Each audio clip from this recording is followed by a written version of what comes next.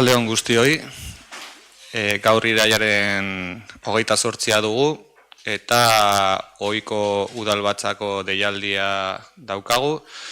Ongi etorriak guztioi, eskerrik asko hemen izateagatik, eta lehenik eta behin eguneko aztergaien zerrenda berrestu egin behar dugu. Izan ere, baditugu hainbat proposamen eta mozioa aurkeztu direnak eta hoien berrespena egin behar dugu udalbatza hasi aurretik. Hori horrela, eta atzo bozeramaile batzordean adostu genuen bezala, proposamenei dagokionez, 5. puntuan lehenik EH Bilduren proposamena aztertuko da, bizitegi eremuei dagokionez tenkatutako herri izendatzea Hondarribia. PSEk mozioa aurkeztu zuen gai berdinaren inguruan eta 5. puntuan B zati bezala aurkezpena egingo da ere, eta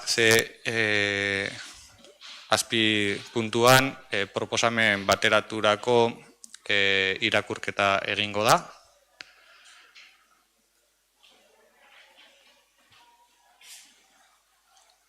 Jasota? 6. puntua aldiz PSEk Pedro Muguruzaren plaka zaharberritu eta erreteiratzeari buruzko proposamena eztabaidatuko dugu. 7. puntuan EH Bildu taldeak aurkezturiko proposamena euskararen normalizazio eta biziberritzearen alde, proposamen bateratua aztergai izango dugu. Eta 8.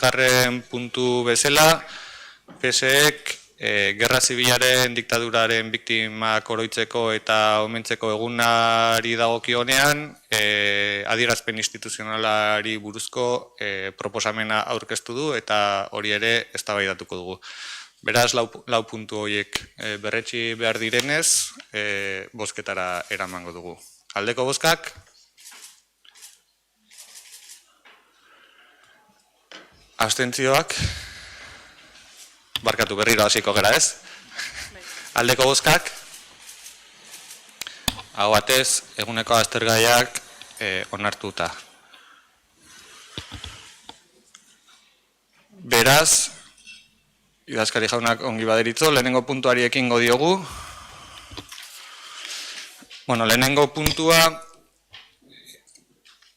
PSEko udaltaldeko zinegotziaren izendapenaren berri ematea da, Josu Alvarez Llegiregi jaunarena hain zuzen.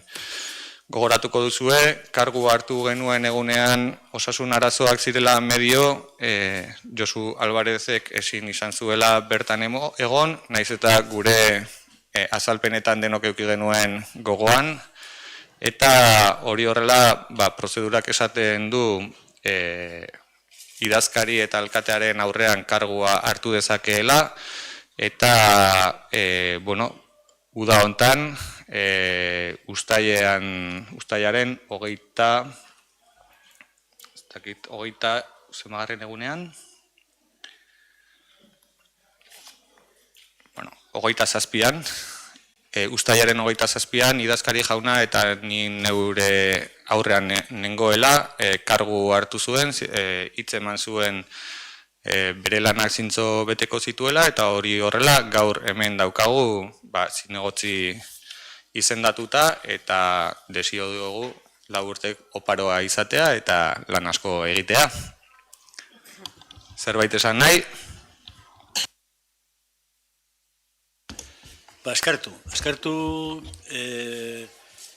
momentu horretan, nik izan ditu nerea, baina eskertu udaletxearen eta zuen elkartasuna, herritarren elkartasuna baita ere, porque jende askok deituzun, eta gero baita ere, eskertu, nik unitzen emizi ambulatorbian, gero hospitalean, gero residentzian, azkenan prolikinikan. Eskertu langile guztiari, eta sistema publikoaren berritasun horren inguruan, espero dugu gauzak eta hori zorion du eta eskarrik asko.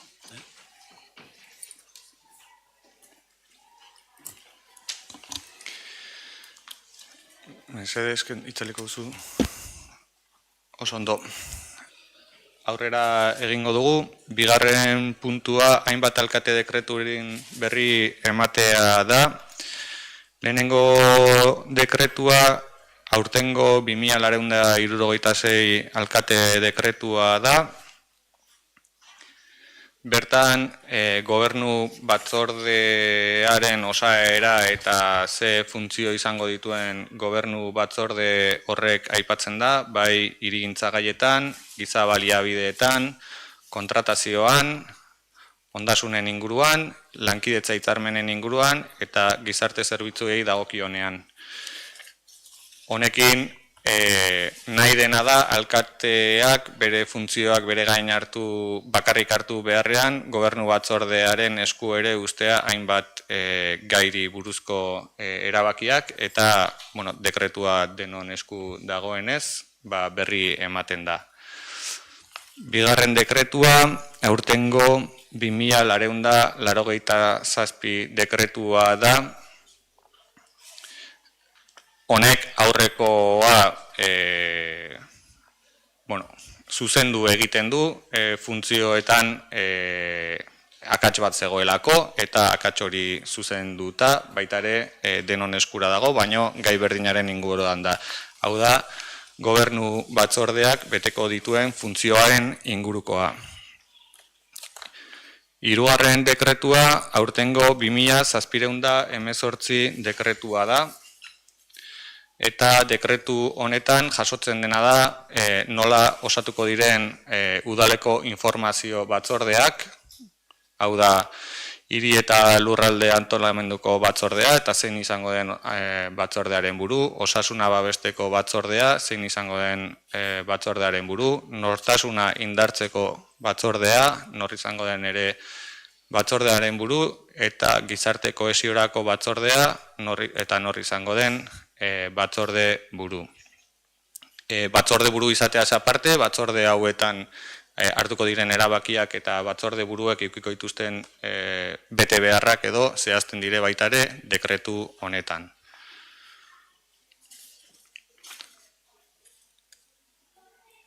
Laugarren dekretua 2905 dekretua da. Dekretu honetan izendatzen da Gonzalo Balkarce Sagastume jauna behin-behineko langile bezala, konfiantzazko edota aholkularitza bereziko lanpostua betetzeko. Bere garaian adostu genuen Olatz Merkader funtzio berdinak betetzekoa eta kasu honetan Olatz Merkaderren lansari berdina eta jardunaldi berdina izango ditu. Hau da, 175ko dedikazioan arituko da eta guztira 14 ordainsaritan 54.000 euroko soldata izango du.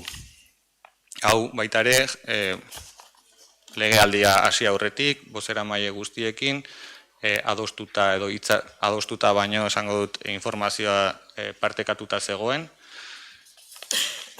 Eskaria izan zen jaso genuena izendapen hau egiteko eta eskari horri erantzunez gaur jakinarazpena egiten dut. Izan ere, izendapen hau abuztuaren 9 arte ezin izan zen egin, legezko prozedurak jarraitu behar izan zirelako. Bosgarren alkate dekretua 3014 dekretua da. Alkate dekretua da. Eta honetan, bazaren inguruko ordutegi berria erabaki dela jakinarazteko da, eta bertan jasotzen da neguko ordutegia eta udako ordutegi berria. Honela, bazaren ordutegi berria publiko egin da eta talde guztiari jakinarazi zitzaien, astelehenetik ostegunera goizez eta arratsaldez izango dela 8:30 ordubitara eta 4:00 6:00, ostiraletan 8:30 ordubitara goizez bakarrik irekiko da eta larunbatetan itxita egongo da. Udako ordutegiak aldiz, astelehenetik ostiralerakoa 8:30 ordu biak arteko ordutegia izango du basek, eta larunbatetan ere itxita izango da.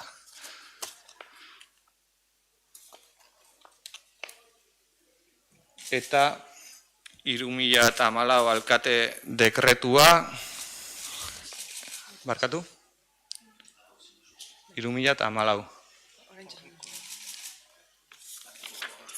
Aurrekoa zen 2009 dekretua, eta orain 2014 eta 2028 alkate dekretuak izendatutako langileen lan usteen inguruko dekretuak dira. Bertan administrazio orokorreko teknikari batek uko egin dio bere lanpostuari irailaren 25 datarekin, eta horren berri ematea egin beharra daukat, eta beste kasuan aldiz, administrari laguntzaile batek data berdinarekin bere lanpostuari uko egin dio ere, udalean jarraituko du lanean, baina beste lanpostu batean, lanpoltsa batean, programa bateko lanpoltsan zegoen, eta beste programa bateko aldi baterako programara pasako da, bera zegoelako lanpoltsan lehenengoa, eta berak erabaki duelako, bata utzi eta bestea hartzea. Jakinaren gain, dekretu guztiak, azalpenik behar,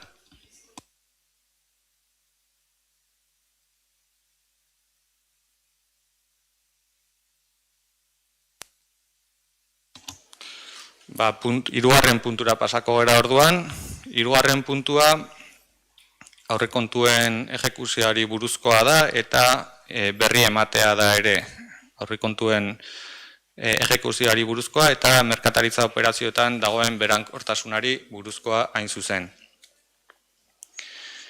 Kasu honetan, jaso dugun txostena bigarren hiruhileko informazioari buruzkoa da, eta bertan, ikus dezakegu nola Hondarribiko udalak eta bere kargu dauden elkarte eta fundazioak egin dituen ordainketen epeak, Hondarribiko udalari dagokionean, bigarren hiruhileko honetan ordainketa bataz bestekoa 14 egunekoa da, Hondarribia lantzenekoa 37 egunekoa da, eta Arma Plaza Fundazioarena 28 egunekoa. Gogoratuko dugu, legeak esaten duela, administrazio publikoak ordainketak egin behar ditula 30 eguneko epean, eta, beti bezala, Hondarribia lantzenen zailtasunak daude epe hori betetzeko, guztira 37.000 euroko ordainketak egin dira, eta esan dudan bezala, ia 37 eguneko batazbesteko epean egin dira. Arma Plaza Fundazioa justu ibili da ordainketak egiteko epe hori betetzerako garaian, 116.000 euroko ordainketak egin dira Arma Plaza Fundazioaren aldetik bigarren hiruhileko horretan, eta 28 eguneko epean ordaindu dira. Eta aldiz, Hondarribiko udaleko ordainketak, 3.000.000 gorako ordainketak egin dira bigarren hiruhilekoan, eta batazbesteko epea legeren barruan 14 egunekoa izan da. Aurrekontuaren ejekuzioari dagokionean, aipatu beharra daukagu, gastuak eta ingresuak jasotzen direla, edo sarrerak eta gastuak jasotzen direla aurreikuspen honetan, urtearen erdiari dagokion gastuak eta sarrerak dira, jasotako eskubideak behintzat dira 16 milioi euro terdikoak, eta arrezagututako bete beharrak 10 milioi eurotik gorakoak. Hemen ikusi dezakegu nola portzentaian eskubideak edo diru sarrerak erditik gertu dauden, bigarren hiruhileko honetan, gastuak aldiz nabarmen beherago laurden batean ingutxi gora bera. Beraz,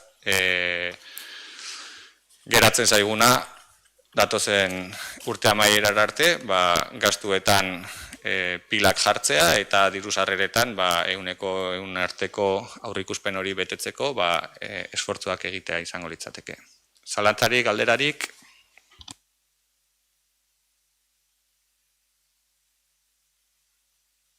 Ulertu da? Bai? Ados. Laugarren puntura pasako gara beraz. Osasuna bermatzeko batzordetik, laugarren puntuan, prebentzio komunitarioko zerbitzuaren Hondarribiko 5. udalplana onartzeko proposamena dator batzordetik pasa ostean, diktaminatu ostean, eta Luperi emango diotitza berak landu duelako gaia. Bai, eskerrik asko eta arratsalde on guztioi. Irailak 21 ospatu zen osasuna bermatzeko batzordea, eta bertan Nerea Zuazua prebentzio komunitarioko gerenteak Hondarribiko prebentziorako 5. udal plana aurkeztu zigon batzordeko kidei. Lehenik eta behin eskertu plana idazten parte hartu duten guztiei.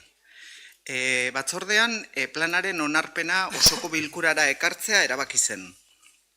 Kontutan izan behar dugu onartutako azken plana 2008-2012 urteetarako idatzi zela. Eta hau 2009tik iraungita dagoen zerbitzu kontratuari atxikita dagoela. Egoera hau erregularizatzeko lanketa abiatu dugu eta zerbitzuaren kontratazioa ahalik eta azkarren esleitzea da gure asmoa. Prebentzio komunitarioko zerbitzuak, drogen eta beste menpekotasun jokabide batzuen erabilera eta abusua eta horiei lotutako arazoak murriztea edo saihestea eta bizi-ohitura osasungarriak sustatzea dute helburu. Onartuko dugun plana datozen urteetarako udal prebentzio zerbitzuaren lan ildo estrategikoak proposatzen ditu. Baina dokumentu irekia da, eta etorkizunean antzematen ditugun beharren araberako eguneratzeak ahalbidetuko ditu. Joan den astean egindako osasun batzordean argi geratu zen denok ikusten dugula plan berria onartzearen beharra. Azkenik eskerrak eman nahi dizkiet talde guztiei joan den astean egindako batzordean izandako parte hartzeagatik eta erakutsitako lankidetzarako jarreragatik. Eskerrik asko, Lupe. Hitza hartzerik, norbaitek. Bozketara pasako gara beraz, aldeko bozkak. Barkatu? Ez, barkatu. Ez dizut ikusi. Gure aldetik, bai Lupek esan du jal nagotik, baina bai eskerrak eman nahi dugu zerbitzuan lan egin duten pertsonei, hilabete asko iraundu lanketa honek, eta benetan pozgarria da zerbitzua benetan behar duelako horrelako oinarri sendo bat, etorkizunari begiratzeko orduan garrantzitsua izango delako, eta berriro ere zoriondu eta eskerrak eman egindako lanagatik. Besterik ez. Mila esker. Bozketara pasako gara, ez barin badut ikusten edo, esan azuten mesedez. Aldeko bozkak, hau batez ez banago oker, onartua.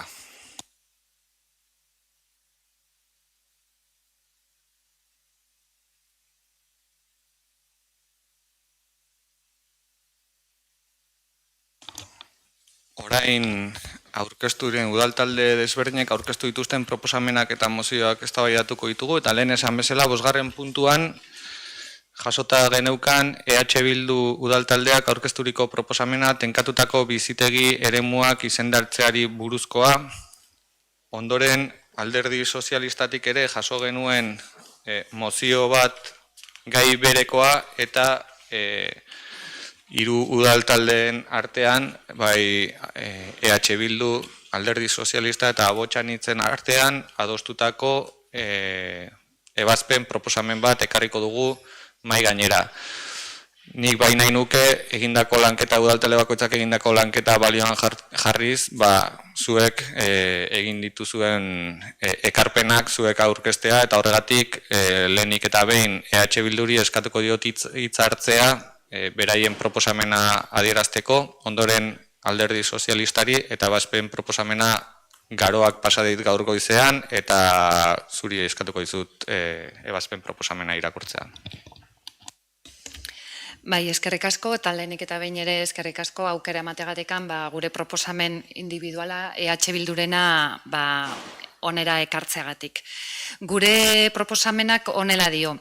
Hondarribiko EH Bildu udaltalde politikoaren proposamena tenkatutako bizitegi eremuak izendatzeari buruz udalbatzarrean onartzeko. Erabaki proposamena dio, Hondarribiko udalbatzak udal gobernuari eskatzen dio udalerrian tenkatutako bizitegi eremuak izendatzeko prozesua azkartzeko asmoarekin, ahalik eta azkarren izendapena juridikoki bermatzeko behar den informazioa biltzea. 12/2023 etxe bizitza eskubiderako legeak bere 18.2a artikuluan eskatzen duen bezala. Beraz, gure lehenen proposamen hau zen informazioa biltzea. Eta azalpen nahi egiten genuen, finean etxe bizitza eskubiderako legea maiatzean onartu zen, eta bertako 18. artikuluaren arabera, etxe bizitza eskumena duten administrazioek tenkatutako etxe bizitza eremuak izenda ditzakete. Bertako etxe bizitza eskaintza eskuragarriagoa bihurtzeko politika bereziak aurrera eramateko. Era berean ere, badaukagu Euskal Autonomia Erkidegoko etxe bizitza legea eta bertako 10. artikuluaren arabera udalei dagokie etxe bizitza merkatuan eragiteko eskumena. Horregaitik eskatzen dugu ondorioz Hondarribiko udalak ere aukera daukala tenkatutako bizitegi eremuaren deklarazioa prozesua martxan jartzeko, eremuotan etxe bizitza konponbide eraginkorrak bilatzen laguntzeko. Hau da, etxe bizitza eskuragarria izateko eta eskaintza nahikoa sortzeko gure herrian. Eta batzen dugu datua, azken finean ez dela aukera bakarra daukala udala, baizik eta beharra ere bai, ikusita gure udalerrian 1.387 eskatzaile inguru daudela izena eman da etxebideko zerrendatan. Babestutako etxe bizitza bat behar dutelako, eta pertsona kopuru hori 753 dira herrian erroldatua daudenak, eta 654 erroldatu gabeak, baina Hondarbilan jaioak. Orduan, hori izan gure lehen proposamena. Eskerrik asko. Ni esker, Alderdi Sozialistari emango diot hitza, ondoren. Nuestra moción dice lo siguiente. El Grupo Municipal Socialista presenta esta moción en el pleno ordinario en relación con la definición de zona tensionada por los elevados precios del mercado de alquiler en el municipio y para materializar las limitaciones en los mismos que establece la Ley de Vivienda Estatal. Hondarribia se encuentra en una situación de emergencia habitacional con una renta media del alquiler de más de 900 euros, con escasos inmuebles ofertados actualmente en alquiler y una importante demanda de demandantes de alquiler en Etxebide. El artículo 18 de la Ley de Vivienda recoge que las administraciones competentes en materia de vivienda podrán declarar, de acuerdo con los criterios y procedimientos establecidos en su norma reguladora, zonas de mercado residencial tensionado. Por lo tanto, los municipios pueden tomar la iniciativa en el ámbito de sus competencias en materia de vivienda privada para solicitar al Gobierno vasco la declaración de dicho municipio entero o en determinadas zonas de dicho municipio como zonas tensionadas si se cumplen algunos de los dos requisitos establecidos por ley, que estos son que la carga media del coste de la hipoteca o alquiler en el presupuesto personal o de la unidad convivencial más los gastos y suministros básicos supere el 30% de los ingresos medios o de la renta media de los hogares. Y por otro lado, en segundo punto, que el precio de la compra o alquiler de la vivienda haya experimentado en los 5 años anteriores a la declaración un porcentaje de crecimiento acumulado de al menos 3 puntos porcentuales superiores al porcentaje de crecimiento acumulado del índice de precios al consumo de la comunidad autónoma correspondiente. La declaración de zona tensionada tiene que ir acompañada de otras medidas como son la movilización de vivienda deshabitada y medidas de control de las viviendas de uso turístico para evitar la fuga de las viviendas de alquiler estable hacia otros modelos de alquileres que no satisfacen tanto a las necesidades sociales. Por ello, hemos pedido que el Ayuntamiento de Hondarribia inste al Departamento de Vivienda del Gobierno vasco a que proceda a la declaración de zona tensionada siempre que cumpla con los requisitos mencionados en la citada ley. Eskerrik asko. Bukatzeko ronda honekin, bosterena gaur goizean udaltalde ezberdinek, bai EH Bildu, PSE eta Botxanitze udaltaldeen artean adostutako ebazpen proposamena irakurtzea eskertuko nuke, ondoren iritzi erronda bat zabaltzeko eta ondoren bozkatzeko. Bai, esan bezala, azken finean, bat egin dugu eta osatu dugu proposamen bateratu bat, eta bertan diogu EH Bildu, talde sozialistak eta Botxanitzek, ohiko proposamen eta mozio hau aurkezten dute udalbatzarrean Hondarribiko udalak Hondarribia tenkatutako bizitegi eremu edo gune tentsionatu izendatzeko prozesua ahalik eta azkarren martxan jartzeko. Horretarako bi eskaera egiten ditugu udalbatzarrean onartzeko. Lehenengoa da, Hondarribia tenkatutako bizitegi eremua izendatzeko 12/2023 etxebizitza eskubiderako legeko 18.2 artikuluan jasotzen den bezala eta izendapena juridikoki bermatua gelditzeko behar den informazioa biltzea. Eta bigarren eskaera egiten duguna da, Hondarribiak aipatutako lege honek, hau da 12/2023 etxebizitza eskubiderako legean aipatutako baldintzak bete ezkero, Hondarribiko udalak Eusko Jaurlaritzako etxebizitza sailari Hondarribia tenkatutako eremu izendatzea eskatzea.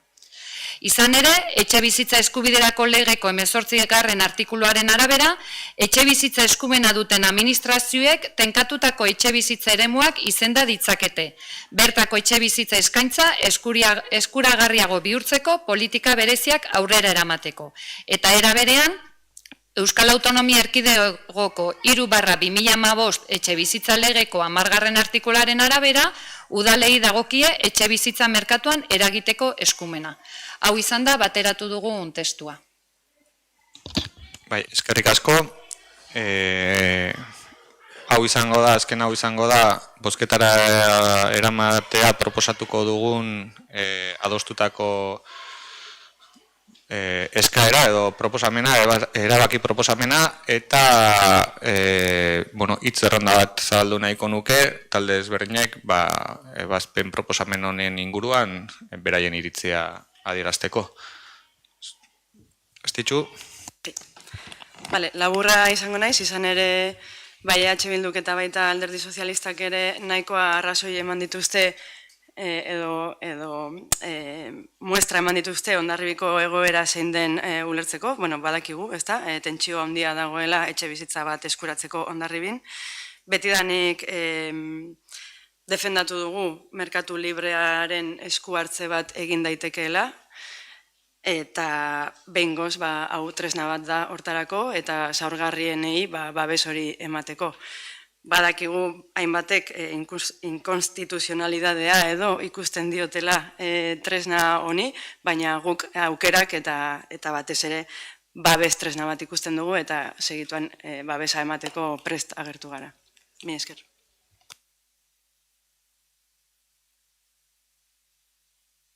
Bai, arratzaldeon deneki. EAJak ez du hiru udaltaldeekin aurreikusitako mozioan aurka botorik emango. Baina ezin dugu aldeko botorik eman. Proposamen Eusko Jaurlaritzak errekurritu duen estatuko lege batean oinarritzen delako. Eta Euskadik etxebizitzaren arloan dituen eskumenak urratzen dituela uste dugulako. Badakigu Hondarribian arazo bat dagoela etxebizitzarekin. Eskaria eskaintza baino handiago da. Eta presioak ez dira eskuragarri familia eta gazte askoentzat.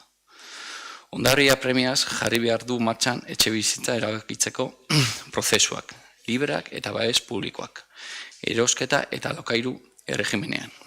Eta etxebizitza berri horiek garatzea albideratu duen tresna plan orokorra da. Eta aporen tramitazioaren aurrean egiten alde bozkatu duen bakarra EAJ izan zen maiatzen. Eta aporen aldeko botoa emanez gain, etxebizitza turistikoen lizentziak gehiago ez ematearen aldeko botoa eman genuen ere. Araudi espezifiko bat garatu eta nartu arte. Eta horretan ere, bozkatu genuen bakarrak izan ginen. Badakigu etxebizitza eskuratzea dela gazten kezka handientzako bat. Baliabide gutxien dituzten familiena eta administrazioek herritarren eskari intermide ematen eta errazten saiatu behar dugula. Horregatik Eusko Jaurlaritza martxan jarri ditu milaka gazteentzako alokairu laguntzak. Hilero 300 euroko laguntzekin. Udalak eskumenengatik merkatua eragin positiboan sortzen diren eskaintzan azter eta abian jar daitezke. Hala nola alokairuan bideratzen diren etxebizitzak utzek ibien 50% baria ezartzea. Argudio horiengatik gutxiengatik ezin dugu gaur aurkeztutako mozioaren alde bozkatu. Gure ustez, aporen tramitazioen aurrean egiten ezinbestekoa izango da gai horren modu positiboan erakiteko. Eta zeintzuk horretan jasotzen dugun gauza bakarra da PSE hasierako puntua itzulteko egindako eskaria. Horren tramitazio 3 edo 4 urte gehiago atzeratuko du.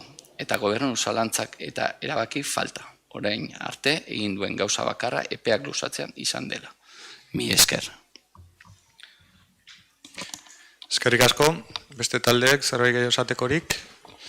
Bueno, bai, nahi nuke eskertu bozeramaile batzordean ikusirik bi proposamen gai berdinari buruzkoak zeudenak eta eskaera egin nuen ea bateratu altzen egiten genuen eskaera, erakutsitako disposizioa edo eskertu nahi nuke, alik eta adostasun zabalenarekin onartzeko egin den proposamena. Hau esan da, bozkatzera pasako gara, aldeko bozkak, abstentzioak, gehiengoz onartuta.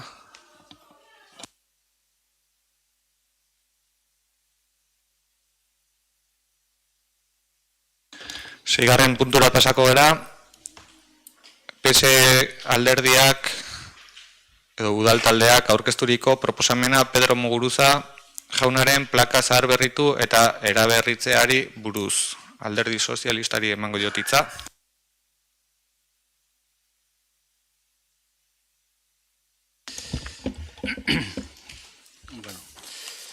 Nik ez nuke nahi hau berriro ere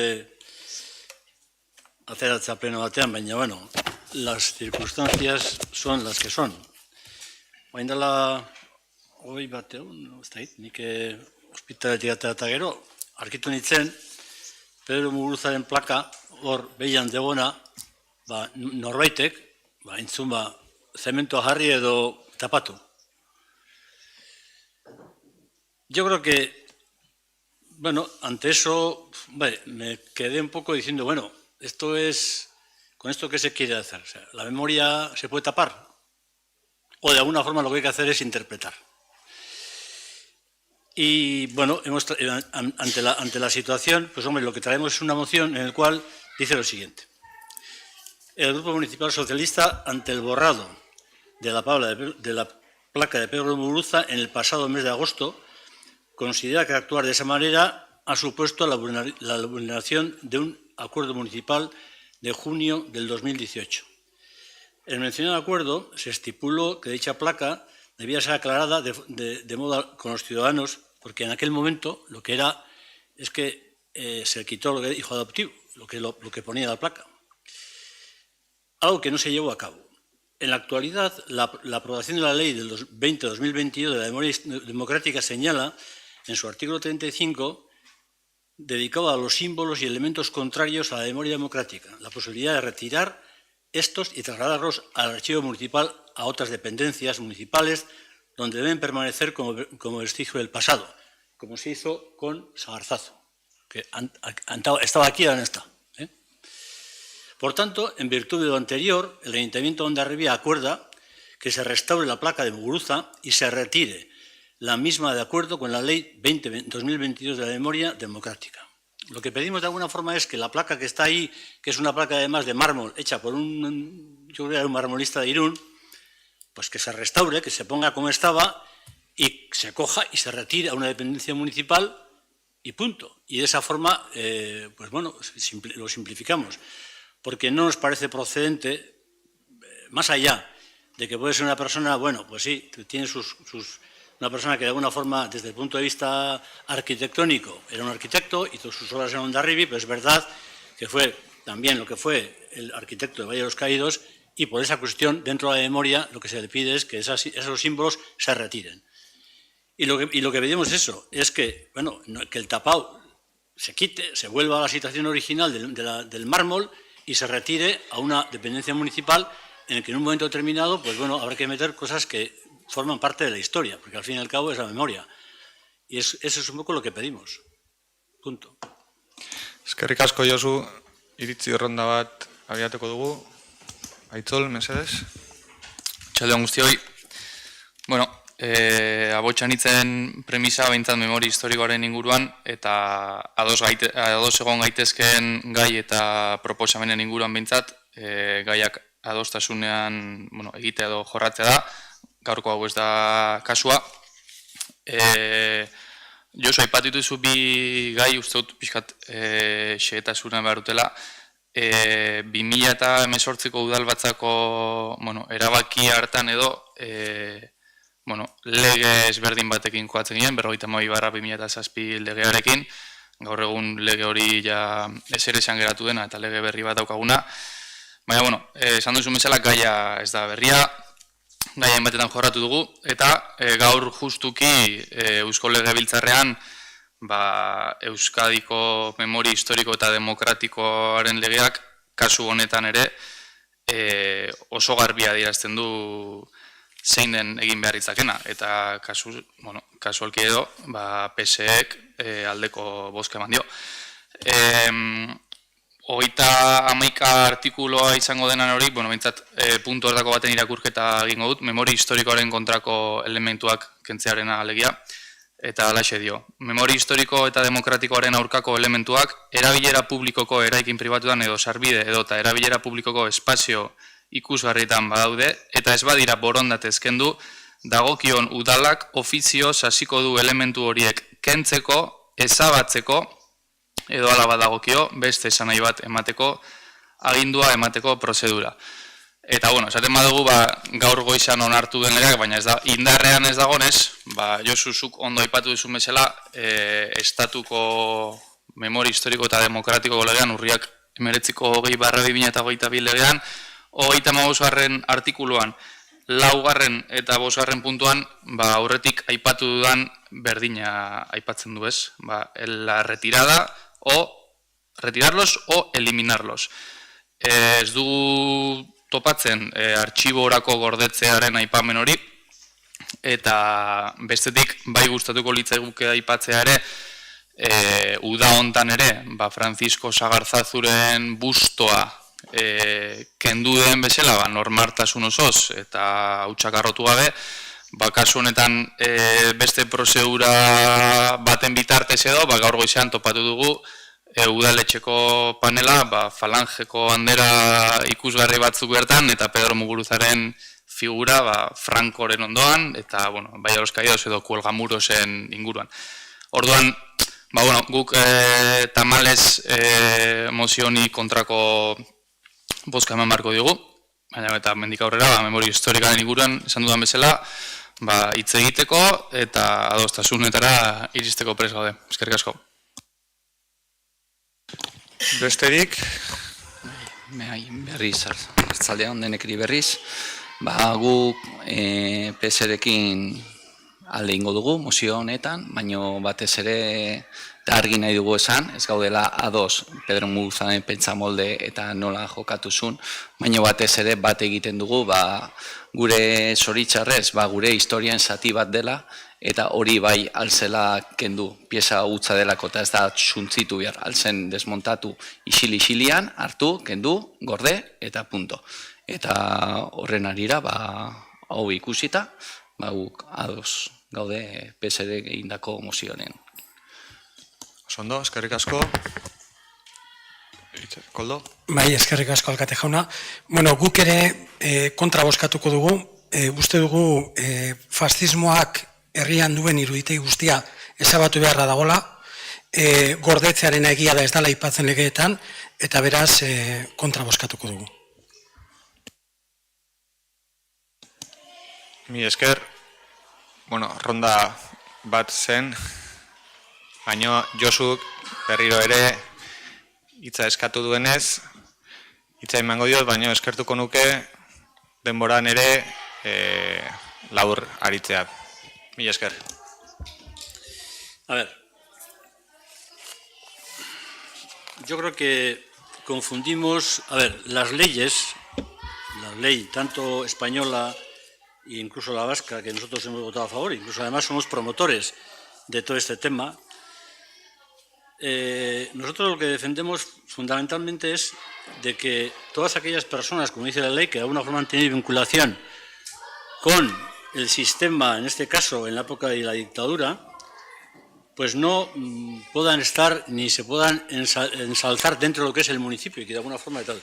Ahora, eso es una cosa, pero la otra es borrarla. O sea, ¿qué sentido tiene? Tú coges esto y ¿qué sentido tiene donde estaba una figura con un significado? ¿Qué sentido tiene borrarlo? O sea, eso no es ni respetar la democracia, ni la memoria, ni nada. Eso es un acto en el cual pues intentas como de alguna forma decir, borrar la memoria. La memoria no se puede borrar. En todo caso, explicarás que esta persona fue lo que fue, hijo adoptivo, que en este ayuntamiento se le quitó de ser hijo adoptivo, pero que en todo caso fue una persona que si lo miras desde el punto de vista arquitectónico, pues el poblado de pescadores lo hizo él y muchas de las villas que están hechas en Hondarribia están hechas por él. Eso es una parte. Entonces son figuras que son con claroscuros, pero que no pueden tener elementos de ensalzamiento. Eso es lo que voy. Y lo que de alguna forma presenta esa moción es eliminar los ensalzamientos. Podemos plantear su figura desde el punto de vista arquitectónico, tiene su valor, pero desde el punto de vista político de ensalzamiento lo que hacemos es eliminarlo. Y sobre todo a veces la cultura de un pueblo, bueno, pues es la que es. Y este hombre dentro de este pueblo tiene también parte de la cultura, tiene un relato dentro, para unos y para otros. Yo creo que a veces el ser justo con el tema es avanzar en la democracia. Y lo que hacemos es, con eliminar y borrarlo, es todo lo contrario. Todo lo contrario. Y yo creo que esas actitudes no se pueden permitir. No se pueden permitir, porque con eso no conseguimos nada. No conseguimos convencer ni a ninguno ni a otros, y además, en las sociedades, en las sociedades democráticas, a veces tenemos que hacer los esfuerzos suficientes para entender las historias y las cosas, hacer pedagogía y decirles que está mal lo que está mal, pero hombre, también tener en cuenta los valores que tienen las personas. Y lo que hacemos es, entonces la moción va en ese sentido. Ulertu dugu mozioa, uste dut bakoitzak jarri ditula bere argumentazioak mahai gainean, nik bai gogoratu nahi dut, Pedro Muguruzari dagokion lanketa eta bere historiari dagokion ibilbidea, bai udaliburutegian badagoela ondo jasota, baita artxiboan ere badaudela berari buruzko aipamenak, orduan bere ibilbideari buruzko memoria ez da ezabatzen, baizik hemen baditugu dagozkion tokian berari buruzko eta bere lanari buruzko bai liburu eta dokumentuak. Baina, bai, hori horrela da, eta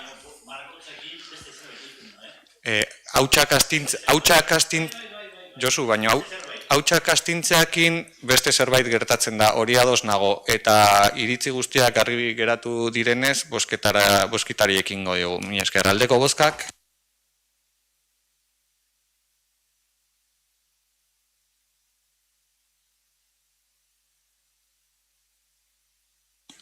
Kontrakoak. Ez da onartu egindako proposamena. 7. puntuan EH Bilduk aurkezturiko proposamena da udaltaldeak proposamena da euskararen normalizazio eta biziberritzaren alde.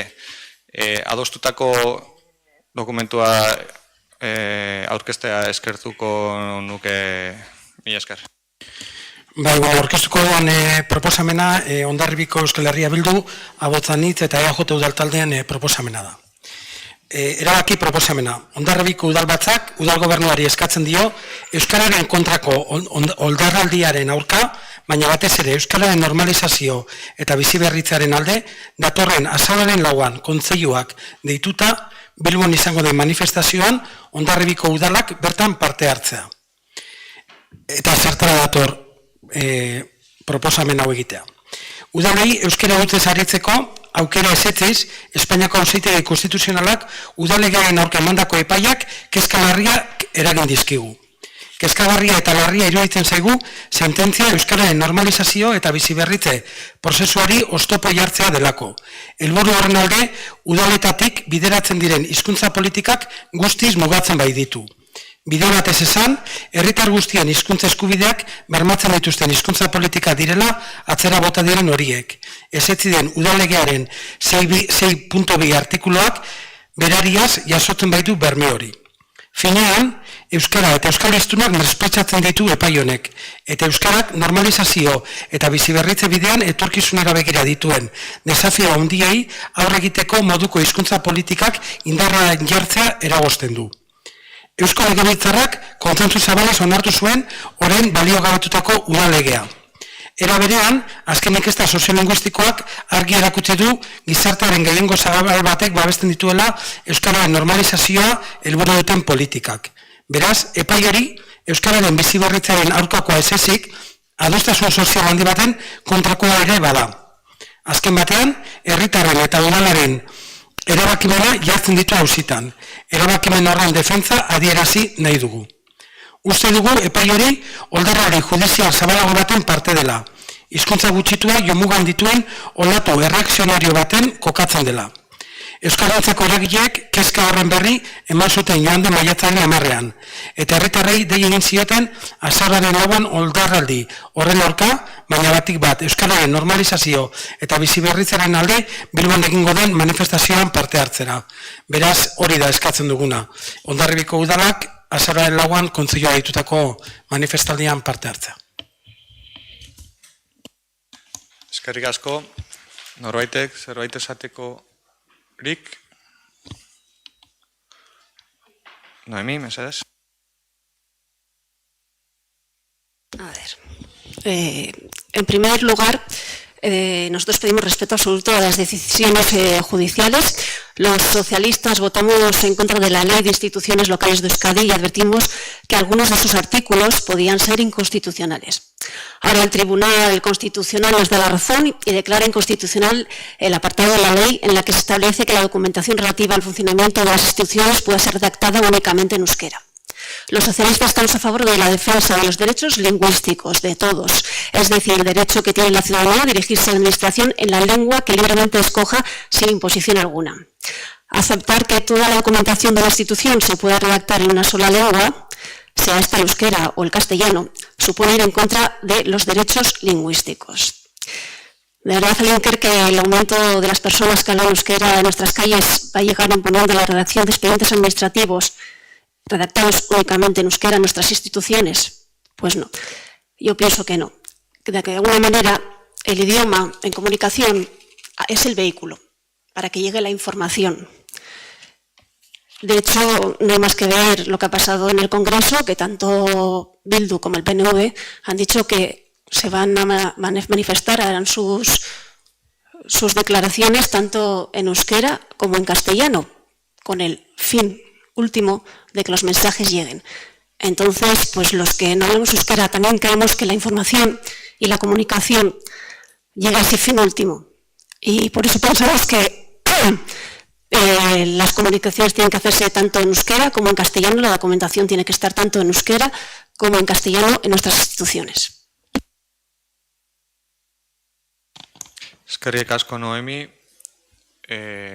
Iritziak argi geratu dira, beraz bozkatzera pasatzeko proposamena egingo dut.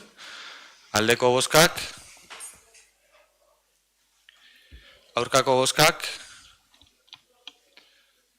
gehiengo onartuta. Ondoren, 8. puntura pasako gara. Alderdi Sozialistak aurkezturiko proposamena urriaren 31an gerra zibilaren eta diktaduraren biktimak oroitzeko eta omentzeko egunean egindako adierazpen instituzionalari buruzkoa. Zuena da hitza.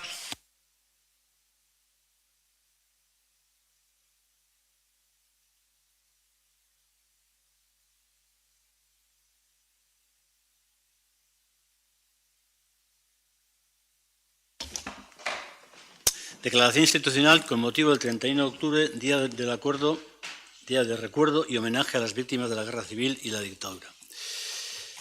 Este documento, el objetivo fundamental que tiene es el Ayuntamiento de Hondarribia comparte los principios del derecho internacional humanitario de verdad, justicia y reparación y garantías de no repetición que deben de presidir las políticas públicas relativas a la memoria democrática.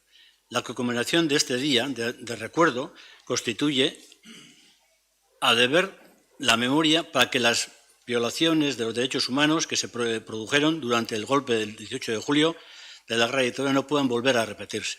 Constituye así a mantener vivo el recuerdo del significado y la trascendencia de los traumáticos hechos acaecidos y preservar la memoria colectiva los desastres de la guerra y de todas formas el totalitarismo, así como la reparación de la dignidad de las víctimas, tanto entre la ciudadanía actual como en la del futuro.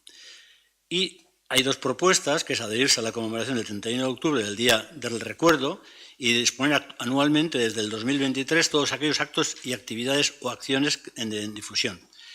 Bueno, en la Junta de Portavoces, este es un poco el espíritu del escrito.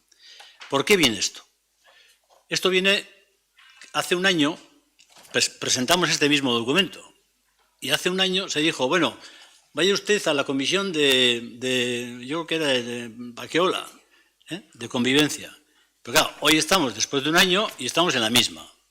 Entonces, eso fue una especie de, bueno, al trastero. Entonces, nosotros nos resistimos y por eso traemos ahí aquí, pues como elemento recordatorio. También es verdad que hoy se nos ha propuesto en la Junta de Portavoces que se posponga este documento al día 26, como elemento 26 de octubre, que va a haber otra moción, y que estamos en plazo al día 31. Esto, bueno, nosotros no tenemos ningún problema en aplazarlo 30 días. No es ningún problema para nosotros porque al fin y al cabo ya tenemos una fecha fija. Pero el espíritu fundamentalmente está que con la ley, luego, la idea nuestra es adaptarla a las situaciones reales del pueblo. Me refiero a lo que es la memoria histórica. La memoria histórica de Hondarribia tiene su lectura. Tiene su lectura en los lugares de la memoria, tiene su lectura en los concejales que de alguna forma fueron depurados y los alcaldes que fueron depurados, tiene su historia en los funcionarios que fueron depurados, tiene su historia en aquellas personas que de alguna forma en un momento determinado, a nivel municipal y a nivel de pueblo, pues tuvieron, bueno, las actitudes que hubo en la guerra civil. Y simplemente lo que hacemos es, en la conmemoración, lo que haríamos sería, año a año, de alguna forma, reconocer hechos puntuales de lo que en este pueblo han pasado. Y yo creo que lo que se trata es, bueno, esa memoria que decimos es importante, sobre todo, la memoria es importante para que luego no se repita. La memoria lo que tiene es una repita. Y a veces, yo siempre suelo decir que este pueblo a veces tenemos memoria de pez. Y lo peor que puede tener una sociedad es no tener memoria. Porque al final caemos siempre en lo mismo. Y este es un elemento que está. Me refiero no en esto, sino incluso en los órdenes de la vida. Entonces, iba por ahí. Por lo tanto, bueno, nosotros nos remitimos y en todo caso aceptamos que el día 26 de octubre esta moción se vuelva a presentar. Eskerrik asko. Bai, mila esker zuri, egia da, hau ez dela lehenengo aldia eztabaidatzen duguna gaur aurkeztutako mozio honen inguruan, baita ere esan beharra daukat sukaldeko lanketa hori egitearen aldekoa naizela. Ados egon gaitezken proposamenetan iruditzen zait, edo nire saiakera behintzat izango da, adostasunez udalbatza ondetara ekartzea eta elkar lankidetza baten ondoriozko proposamen bat izatea.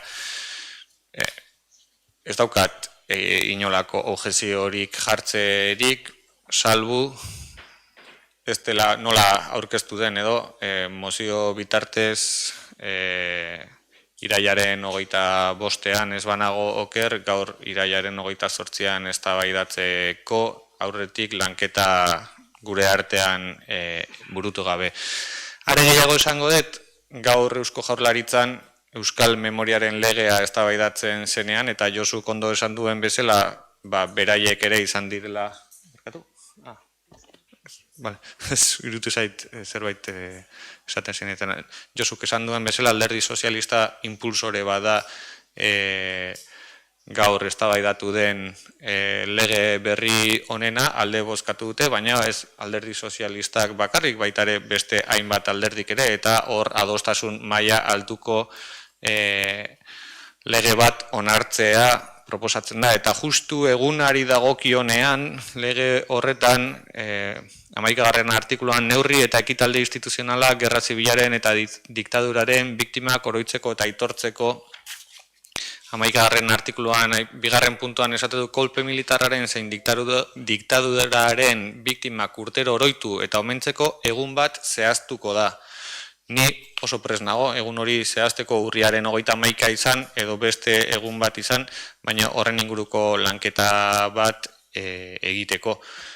Eskertzen dut, hilabeteko epe hau eman izana, berriro gai honi buruz udalbatzan, ohiko udalbatzan jarduteko, urriaren 31 izan behar baldin badu, urriaren 31 izango da adosten dugun epea, eta Jaurlaritzan edo beste alderdiekin, beste epe bat adosten baldin bada, beste epe bat izango delako, baina gai horren inguruan uste dut adostasun maila nahikoa eukiko genukela talde guztiok hau batez onartua izateko. Beraz, datornilean, eztabaidatuko dugu gai honen inguruan. Ongi baderitzu zue, beste hori ere. Ados? Mila esker.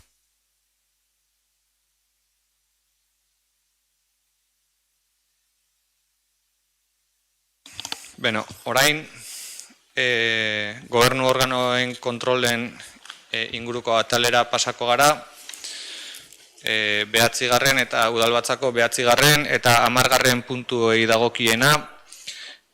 Ni saiatu naiz, berri hasieran 2. puntuan aipatu ditudan berri emate hoiekin, hainbat dekretu garrantzitsuak iruditzen zitzaizkigun edo hainbat dekreturen azalpena egiteko, izan ere, denbora daramagu gobernu organoen kontrola deitzen diogun puntu honetan, oraingoan ekarki dugu 2023ko 1869 zenbakia duen dekretutik 2018 zenbakia duen bitarteko alkateen dekretuen berri emateari buruz, eta noski ulertuko duzuen bezala, 1300 dekreturen berri ematea nekeza izan daiteke, zerrenda badaukazute eta ez dakit galderarik badagoen horren inguruan.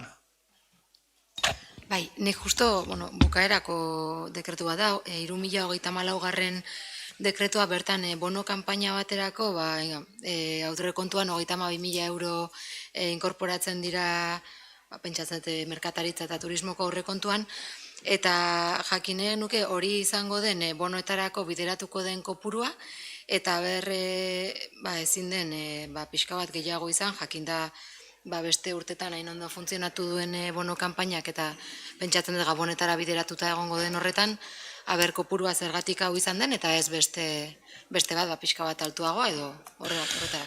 Bai, eskerrik asko galderarengatik, izan ere, jakinarazi zitzaigun email bitartez, Jaurlaritzatik bono kanpaina baten abiatzea egite zutena, beraiek ez dute aurrekonturik jasotzen bono kanpaina egiteko, baizik mekanismoa jartzen dute martxan, ongi ezagutzen duzun bezala, eta, informazioa jaso genuen bezain pronto, jabetu ginen interesgarria zela, eta aurrekontuan ia horretarako partidarik bazegoen galdegin genuen. Tamalez, etzegoela diru partidarik jakinarazi zitzaigun teknikarien aldetik, eta orduan ezoiko edo kreditu aldaketa bat egin behar izan dugu alkatetzaren ebazpen bitartez. Hori da dekretu horretan jasotzen dena, kopuru zehatza bonoetarako 30.000 euroko kopurua izango da, gainerakoa tramitazio gastuei dagokiena da, eta, ez banago kerrez esango dut, ziur esango dut, erabakia hartu genuenean kopuru hori jasotzearena, gainerako taldei bozenamaileak ditugun gure komunikazio taldean edo konpartitu zen, eta adostasuna adierazi zenez aurrera egin genuen kopuru horretan. Jarri daiteken kopuru handiago edo ez, esaten dudan bezala, tramitazio berezi bat izan da, esfortzu bat egiten du udalak, etzegolako aurrekontuan aurrikusita, eta jaso da, kopuru bat 30.000 eurokoa, berez 10 euroko bonoak izaten diren horretan, beraz, 3.000 bono aterako dira, eta iruditu zaigu beste non iritzia izan da, kopuru hori sartzea. Eskerrik asko zuri. Beste galderarik? Erreguta galderetara 10. puntura pasako gara beraz. Eskertu nahi dut, taldeek aurrez jakinarazi dizkidazutela galderak, eta, bozeramaile batzordean adostu genuen bezala, talderik handienetik txikienerako urratsa egingo dugu. Galdera bat baino gehiago da, ez bazaizu inporta, banan-banaren erantzungo ditut, eta hitza EAJ-ko taldeari pasatzen diot. Kalixa, nahi duzunia. Arratsalde on guztioi.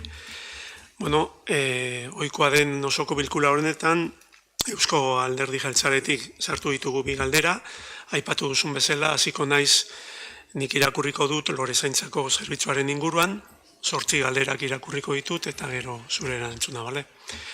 Alkateari zuzendutako galderak direlako.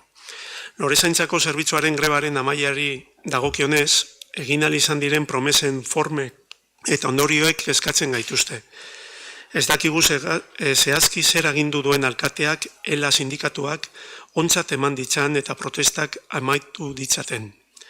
Are gehiago, kezkatzen gaitu alkateak langileekiko eta ELA sindikatuarekiko idatzizko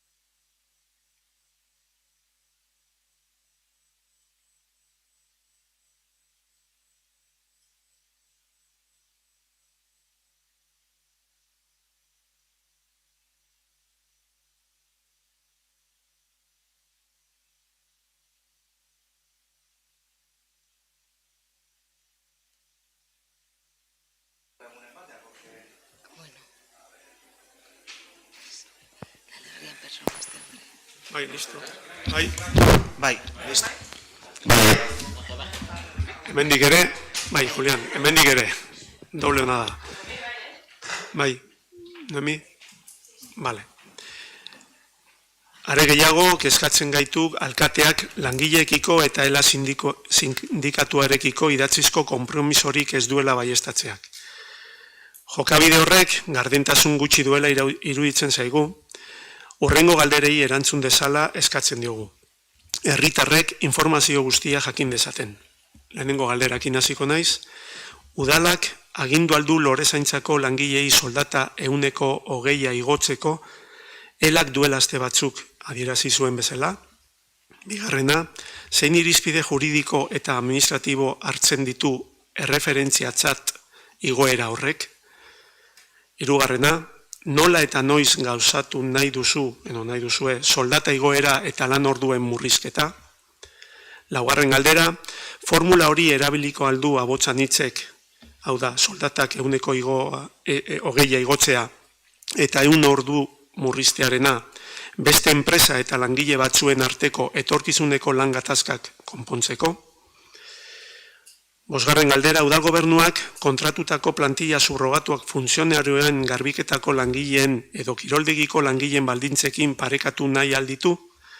Seigarrena, horrela bada, zergatik ez du administrazio prozesu garden eta lehia azkekoa irekitzen oposizioan sinetenean eskatzen zenuten bezala. Zazpigarrena, zein da berdeguneak garbitzeko, belar sastraka garbitzeko eta mantentzeko plana berriro martxan jartzean, ikus daitekenez oraindik ez dira egin lan guztiak. Eta azkeneko galdera, zerbitzuaren kalitateari eutsiko alzaio lorezain bakoitzak 100 ordu gutxiago lan egingo dituela kontuan hartuta? Eskerrik asko. Bai, eskerrik asko zuri. Bueno, lehenik eta behin, promesez, ari gera, hasi zara galdetzen, eta, bueno, guk ez dugu promesarik inori egin. Guk kudeaketara iritsi garenean, tenkatutako greba bat aurkitu dugu. Eta tenkatutako greba horren aurrean, eragileekin elkartu gara.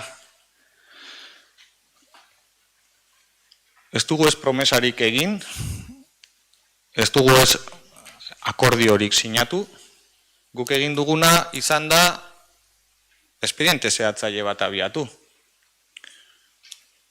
Ikusten genuen kontratazio bat zegoela eta zerbitzu bat kontratatuta genuena betetzen etzela ari enpresa. Beraz, iriki genuen espediente zehatzaile bat. Guk elarekin hitz egin dugu, eta guk elaiekin edo ansareo taldearekin, kasu hontan ere hitz egin dugu. Eta biei gauza bera esan diegu. Zerbitzua martxan jartzea beharrezkoa genuela. Galdetze zigutenean zein zen gure ikuspegia, argi esango dut ere. Guk uste dugu udalarentzat lanean dauden langileek eta bai propioki kontratatuak edo bai azpikontrata baten bitartez lan egiten dutenek baldintza berdinak izan behar dituztela. Eta guk hori da mahai gainean jarri dugun, ez da konpromisoa, hori gure nahia da. Guk ulertzen dugu udalarentzat lan egiten duten langileek, kasu honetan lorezaintzan lan egiten duten langileek, udalak dituen lorezainek dituzten baldintza berberak eduki beharko dituztela.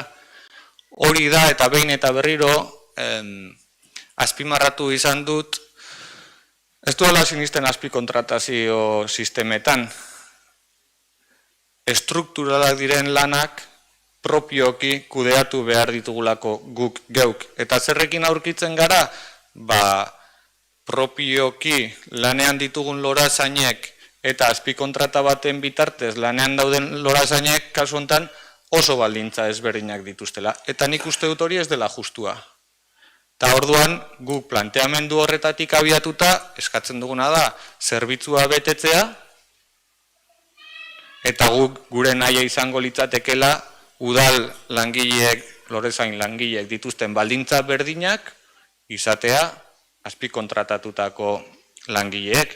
Iruditzen zaigu hori delako modurik errexena, etorkizun batean, azkenean, udalarentzat kostu asko zera handiago izango duelako, azpikontrata baten bitartez, udalak eskaintzen duen zerbitzu berbera emateko modurik egokiena dela. Eta guk ez dugu inolako konpromisorik izan. Bai esan dugu gauza bat, kontratua betetzen direan, ez dugula berriro renovatuko. Kontratuaren amaierar arte gure konpromisoa betetzea dago. Kontratua amaitzen denean, ez dugu renovatuko. Hori da guk hartu dugun nolabaiteko konpromiso bakarra. Nire gustatuko litzaidake jakitea zeren oposizioan egondu naizenean, aipatu da hemen, oposizioan engonean jarreba nuela, eta oposizioan egon naizenean, uste dut, iritzi berbera, behin eta berriro, mahai gainean azaldu izan dudala. Eta bai, esan beharra daukat, garai hortan gobernu taldean zeuden ordezkariek, beste jarrera bat izan zutela, beste greba batekiko. Eta bai, konpromisoak sinatuta utzi zituztela. Eta orduan, galetzen dion nire buruari, zuek kudeaketan zeundetenean, eukiko zen dituztela firmatutako konpromiso hauek betetzeko legezko ibilbide bat aurrikusita.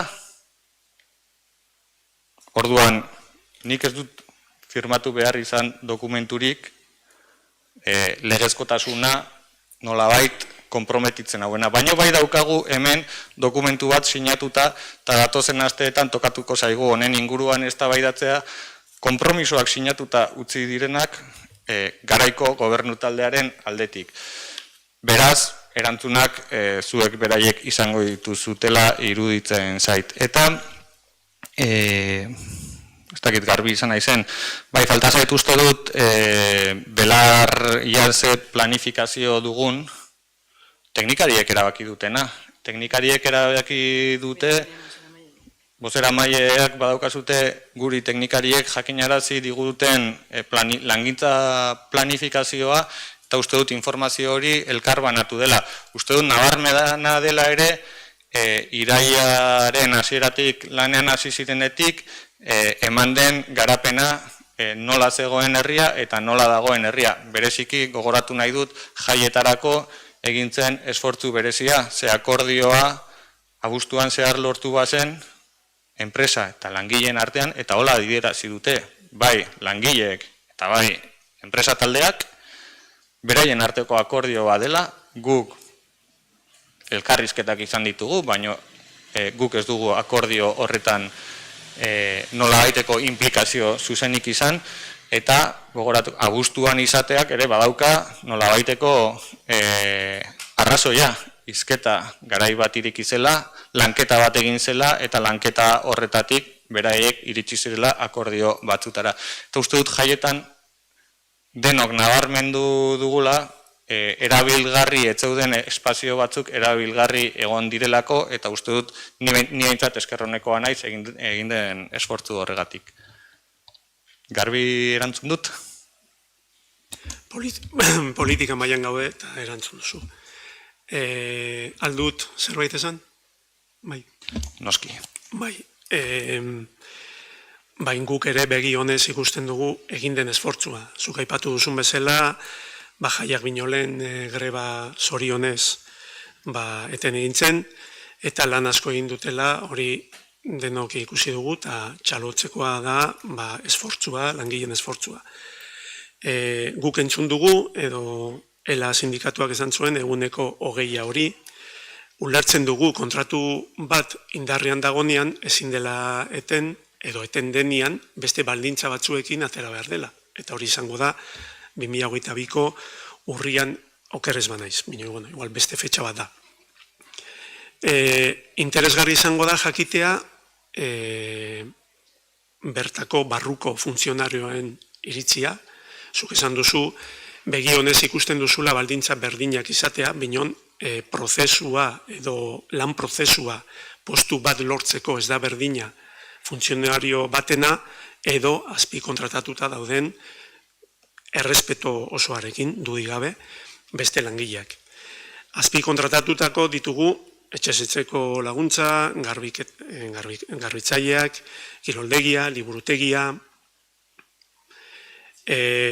bai, asko daude, eta horrek suposatuko du baldintza berdinak egongo badira, edo hemen urte batzutara egongo badira baldintza berdinekin, lehenengo kapituloa asko igoko da, eta interesgarri izango da, igual ez da momentua debaterako, beste formato batean, batzorde batean edo, nik uste dut honen inguran, pertsonalaren inguran eztabaidatuko dugula, gainera uste dut beste alderdi batek gaur horren inguruan galderak ingo ditula, binon epen motzera hartzen diren erabakiak batzutan epe luzera gero ondorioak diferentiak izan daitezke, eta gure aldetik gu prest gaude hitz egiteko, lan balditzen inguruan hitz egiteko, pertsonalaren inguruan hitz egiteko, baina, erantzun didazu, eta ulertzen du 8 galdera atzo sartu genitula, naiz eta orain dela aste batzuk prentsan iragarri galdera berdinak,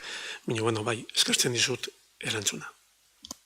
Bai, eta zehazteko, esango dizut, noski, lehenengo kapituloan igoera supasotu dezakenak, laugarren kapituloan jetxera eragingo du ere, eta gai honi buruz hitz egiten jardungo garela zalantzarik gabe, lehenengo etorriko zaigulako garbiketaren pleguaren inguruko eztabaida, eta hori hilabete honetan ez barima da, datorren hilabetean eukiko dugulako hizketagai, eta horren harira, ikusiko dugu bai teknikariek zer esaten duten, eta lehenengo datorkigun gaia garbiketaren pleguarena da, lorezaintzakoa, baina orduan hor ikusiko dugu nola jokatu dezakegun udal bezala, eta debate hau noski ni prest heltzeko eta jorratzeko. Beste galderarik? Bigarren galdera, baz ordutegiaren inguruan da, ezagutu genuen alkate dekretu baten bitartez, gero prentxan eta saretan ikusi dugu egun hauetan, eta gu alde gaude noski langile eta langileen ordutegi malgu hoien bila eta kontziliaziorako pausoak eman behar direla, hortan ez daukagu zalantzarik, baina ez zaigu iruditzen horrela egun batetik bestera ostiral arratsaldeak eta larun bat goizeko zerbitzu hori ixteak herritarrei on egingo dienik, hau da, badakigu erregistroa larun batetan ez duela funtzionatzen, baina badakigu ere, orain irekiko den ordutegi horretan, herritarra askok ezingo dutela baz bulegora hurbildu. Ez dakit agian datuak orain badaude, duela 4 hilabete ez zeuden, baina orain agian badaude zenbat pertsona juten diran larun batetan, edo ostiral arratsaldetan, baina uste dugu agian erabaki honek beste denbora batzuk behar zitula, pixka bat hausnartzeko, denen artean hitz egiteko, eta naiz da hori, erregistroa larun batetan ez egon, jende askok seguraski beste egun batetan ezin du bertan inolako tramitaziorik egin. Beraz, argi daukagu ere, horko langileen eskaera kontutan hartu behar direla, baina egian pertsonal gehiagorekin beste modu batean eskaini zitzeken zerbitzua. Mi eskerretzai geratzen garbi, EAJ udaltaldea ados dagoen egindako aldaketarekin edo ez? Ez dago ados. Nik bai esan beharra daukat, gai honen inguruan ez dela berria. Urteak dagoela gai hau mai gainean, bazaren ordutegiaren ingurukoa. Udaran zehar ordu asko pasatu ditu dela gai hau aztertzen eta gai hau erabakitzeko tramitazioan. Esan beharra daukat ez dela egia dekretu bitartez jakin duzutenik, baizik mezu bitartez jakinarazi genuen erabakia finkoa zenean eta adostasunetara iritsitakoan eragileekin eta ondoren egintzen dekretua. Eta, lehen esan dudan bezala, urte askotako eskaere baten erantzuna da, zerbitzuaren irekiera orduak handitu egin dira, hau da, baz zerbitzua jendaurrerako irekita egongo da ordu gehiagoz egin den aldaketa honekin lehen zegoena baino, aztertu dira gure herria bezalako biztanle kopurua duten eredua edo herriak duten ereduak aztertu dira eta ez banago herri bakar batek ere ez du larun batetan irekitzen 17.000 biztanle, 20.000 biztanle arteko, 10.000-tik 20.000 biztanle artekoak. Memorizari naiz, baina esango nuke bakar bat berak ere ez. Gipuzkoan ere larun batetan irekitzen duten baz zerbitzuak oso gutxi dira, naiz eta askoz ere biztanle gehiago izan. Gipuzkoan iaia herri guztiek goizez bakarrik daukate biztanleentzako arreta zerbitzua irekita. Hondarribian goizez eta arratsaldez izango dugu irekita neguko ordutegian, udarakoan orain arte goizez bakarrik zen, murritzagoa oraingoa baino. Beraz, esan nahi dut, zerbitzua, emango dugun zerbitzua, zabala izango da, hemendik aurrerakoan ere. Aztertu dira jende fluxuak eta eskaera zen aurretik irikitzen zena baino lehenagotik irikitzea goizetan eta isten zena baino beranduxeago ere jende fluxu ugari izaten zela eta horri erantzun zaio. Negoziaketa bat egondu da noski, ez soilik langileekin, sindikatuekin ere negoziaketa bat egondu da eta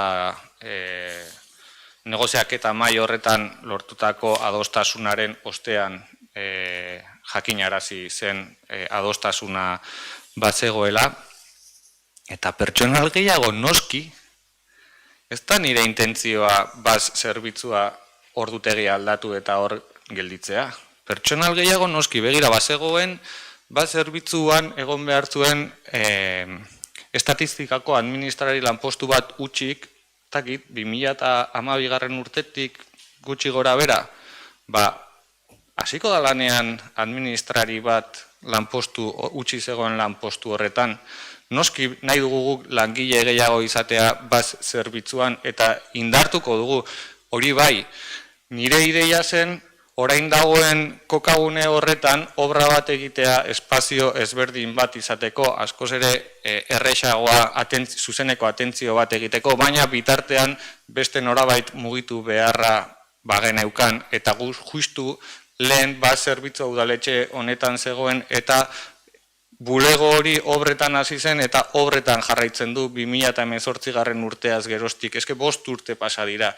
Eta ubikazio aldaketa horiek zaildu egiten zaizkit ez daukadalako nora mugitu baz zerbitzua momentu honetan. Eta gustatuko litzaidake uda amaierarako ordutegi berria, plantilla egonkortu bat izatea, zabalagoa, askoz ere atentzio gertukoagoa eta hobea eskaintzeko aukera eukitzea, baina udara pasa zait, eta soilik ordutegiaren aldaketarekin konformatu behar izan dut.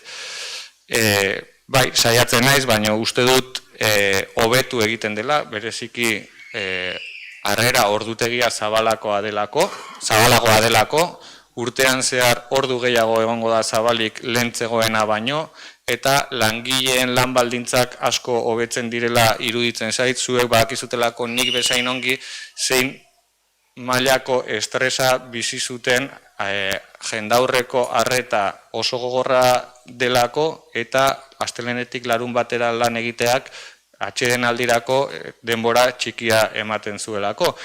Zuek oso ongi dakizute, zuei transmititu dizuetelako sarritan bizi zuten arazo hori eta uste dut emantzaion erantzuna ez da langilei bere osotasunean asetzen diena, hori ez da nik maigainean neukan proposamena beraien aldetik, baina emantzaien aterabidea negoziatutakoa, adostutakoa izan da, eta uste dut herritarrentzako zerbitzu hobea ematen lagunduko duen erabaki bat izan dela. Jakinarazia izan zela erabakia hartu bezain pronto, hau da negoziaketa bukatu bezain pronto, eta inork ez zuen kontrako iritzirik jakinarazi.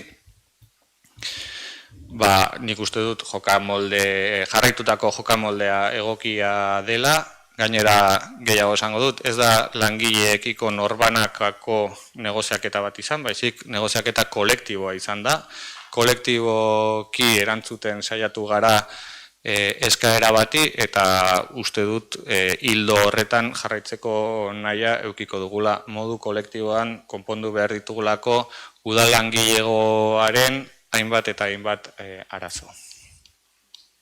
Eskerrik asko.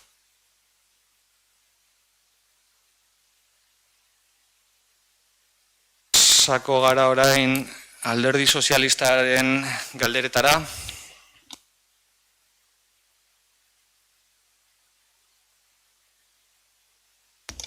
¿Funcionando? A ver, por nuestra parte, yo lo que estoy observando y lo he observado es que llevamos desde las elecciones, la elección de alcalde, una buena temporada, estamos donde estamos y yo no sé, igual la vida, ¿no? Pero no hemos tenido una reunión de personal. Yo creo que este ayuntamiento ya siempre hemos dicho que el tema de personal es un elemento fundamental. Digo que es fundamental porque al fin y al cabo venimos de unas plantillas muy concretas, venimos ahora de unos concursos que se están realizando que afectan al interinaje y hay una serie de cuestiones que yo creo que es interesante que se hubieran hablado. Y digo, hayan hablado del tema de jardinería, pero también, por ejemplo, el tema de limpieza, la situación que hay, el tema del euskaltegi, que hay personas que de alguna forma están reclamando pues diferentes categorías. El bibliotecario se jubila el mes de diciembre. Llevamos sin archivero un montón de tiempo. Es decir, hay cuestiones que de alguna forma están encima de la mesa y yo creo que hay que abordarlas porque, en fin, yo creo que siempre hemos criticado que de alguna forma el tema de personal es la clave, no hemos atendido, pero yo creo que merece que de alguna forma nos juntemos y ver, y luego incluso la información. Se han contratado gente interina en servicios sociales y tal, y siempre, pues por decreto, no ha habido reuniones en las cuales se nos haya informado. Igual con el comité sí ha habido reuniones, pero con nosotros no. En este caso, yo no tengo conocimiento. Por lo tanto, lo que pedimos es que cuanto antes tengamos una reunión para temas de personal. Porque digo el tema de limpieza, porque hay un decreto que he visto yo por ahí, ordena a los servicios del Ayuntamiento de Hondarribia al inicio de un expediente de contratación de servicios de limpieza y desinfección. No sé, debe haber un problema. Debe haber un problema. Entonces, hay cosas que, hombre, ya me gustaría por lo menos aclararlas una reunión. Y es lo que estoy pidiendo, que de alguna forma tengamos una reunión sobre temas de personal. Esa es la primera pregunta. Bai, eskerrik asko, Josu. Bueno, uda guztia lanean jardun dut, pertsonaleko gaien inguruan planifikazio bat egiten. Iraileko udalbatza da, eta agian zu hemen etzinen izango azalpenak eman nituenean, baina hitz egin genuen udaran zehar egingo genituen bilerak bai aurten eta bai datozen urteetan ezinbestekoak besterik ez zirela izango. Ondoren gure lan planifikazioa irailetik ekainera artekoa egiten dugulako hilabeteroko udalbatzak proposatuz, lehen hilabetekoak zirenean, eta hilabeteroko lan karga jarri dugu ez gure buruari soilik, baizik gu guztion buruari. Beraz, uste dut udarako hilabete horietan langileak ere oporak hartzen dituzte askotan, zailtasunak izaten dira jarraipen bat emateko, eta irailekoa da ohikoa dugun lehenengo udalbatza. Noskineri galdetzen badiazu noiz egingo dugun pertsonaleko bilera bat, nire atea bakizu zabalik dagoela eta emango izkizut eman beharreko azalpenak, eta gaur ere emango izkizut eman beharreko azalpenak, eta egingo dugu bilera bat datozen asteetan, espero dut, zeren niri gustatuko litzaidake egiten ari geren langilegoarekiko plangintza hori azaldu ahal izatea batzorde batean, zinegotzi guztiei eta baita komiteko kideei ere. Baina, ulertuko duzun bezala, irailerako etorri gera lehenengo udalbatza honetara landutako gai minimo batzuekin. Martxa hartuko dugu eta eukiko dugu aukera eztabaidatzeko, jorratzeko, proposamenak ekartzeko, mahai gainean jartzeko. Hemen aipatu da, badijoala norbait jubilatzera, langileren bat jubilatzera, besteren bat jubilatu zela aspaldian. Begira, ni jarriko dizut adibide bat, Josu. Gazteria teknikaria jubilatu zen uztailean.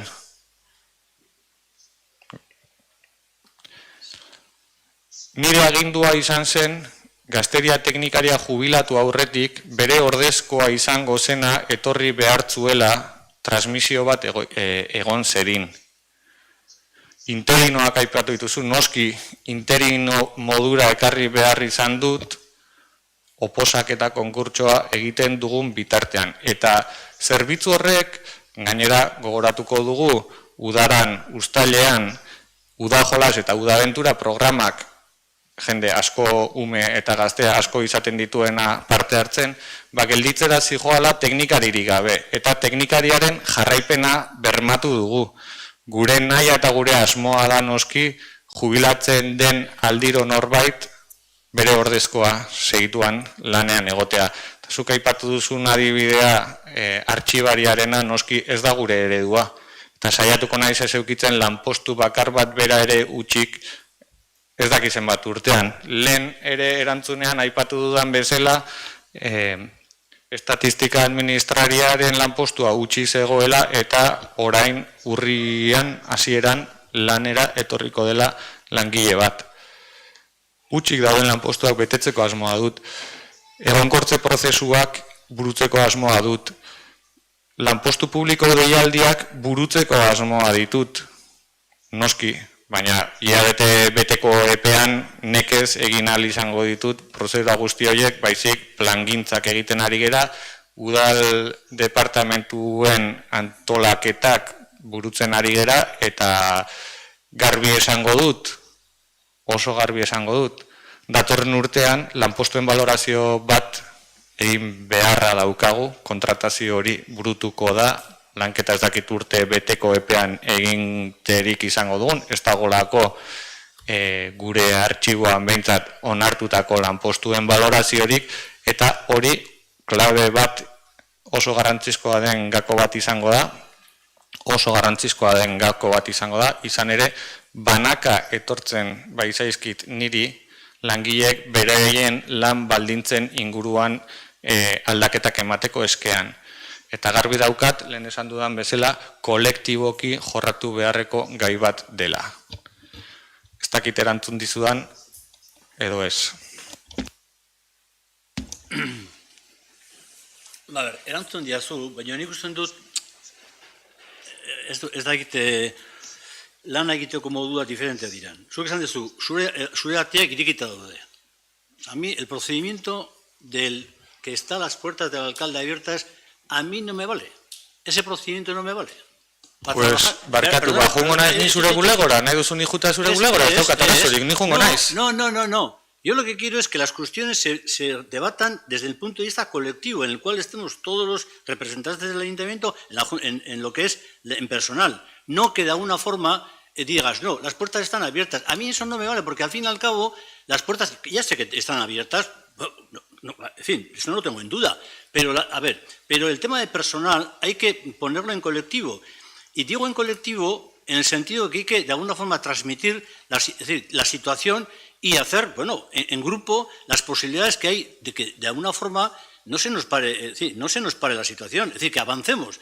Y cuando digo el tema de lo que es el tema de por ejemplo, el personal, entonces, yo creo que lo que hay que hacer es poner en valor el trabajo del colectivo en el tema de personal, y yo creo que es lo que tiene que funcionar, no que esté la puerta abierta o cerrada, no.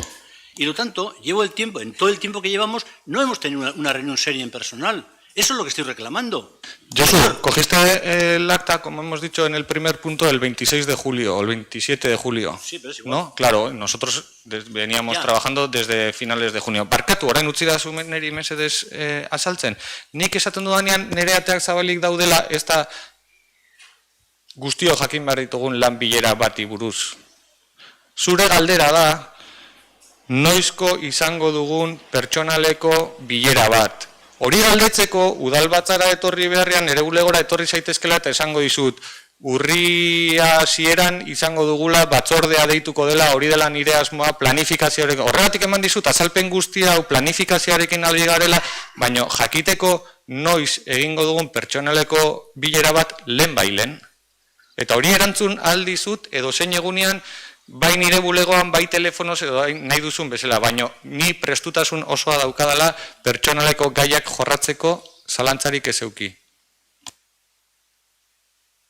Nik utzi dizut galdetzen eta utziko eta erantzun ere erantzuten dizut, garbi uste dut, ez? Galdetu diazuna, baino askoz ere modu zabalagoan erantzun dizut ere, ez da? Ez? Edo...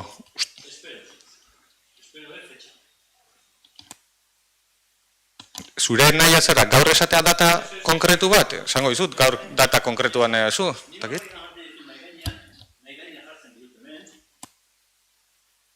Hau da, egoera eta zenbait kolektibo eta jubilazio inguru da informazioa nire ustez ez dela behar bezala ematen. Hori da? Baina galdetu diazuna hemen denen aurrean eman dizut, ez da? Zer ez dizut erantzun? Ni enteratu nintzen. Persona bat, lagatzen zula puesto bat, ajuntzeza beste leku batea, pek esan zialako.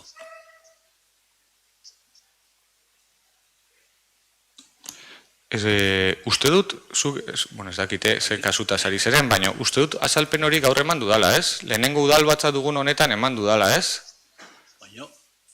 Eman dut, berak... Baina eginda geho. Nik jakin deniko aurretikan, ze pausuman bihar diren. Oso ondo, esango dizut nire planifikazioa zein den, planifikazio orokor bat martxan dugunean. Norbaitek lana gaur usten badit, aurrez ezingo dizut abisatu. Sentitzen dut, baina nire konpromisoa da, pertsonaleko bilera bat lehenbailen egingo dugula, lanketa planifikazio batekin eta partekatuko dugula. Mila esker.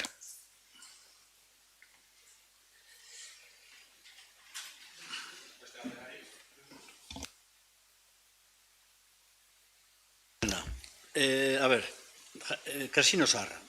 Jakin nahi nuke pixkat, ze egoera dagoen, ze helburu dauden, ze egin behar da, nola dagoen, iriki behar da tabernan inguruan ze problema dauden, iriki etxi, bueno, lo que se dice en castellano, si hay una hoja de ruta.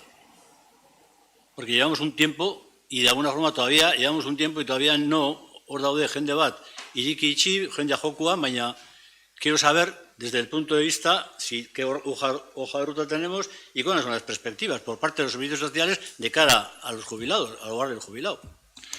Bai, eskerrik asko. Emango diot hitza Josu Peñari gizarte zerbitzutako zinegotzia bera delako eta uste dut zuzenean berari zuzendutako galdera dela. Kasino zaharran inguruan esan behar dugu oso argi, kasino zaharrarekin daukagun apostua, kasino zaharra kolektibo elkartearekin ere daukagun apostua, garbia dela. Hemen argi esaten dizut, 4 punto, jartzen ditugula maigaina. Lehenengo da, bedel eta tezaintzarena, bigarrena da, tabernarena, hirugarrena kasino zaharrak antolatzen dituen ekintzak, eta laugarrena pixka bat egoitzaren egoerak ere, niri pertsonalki kezkatzen hauen gauza bat dela.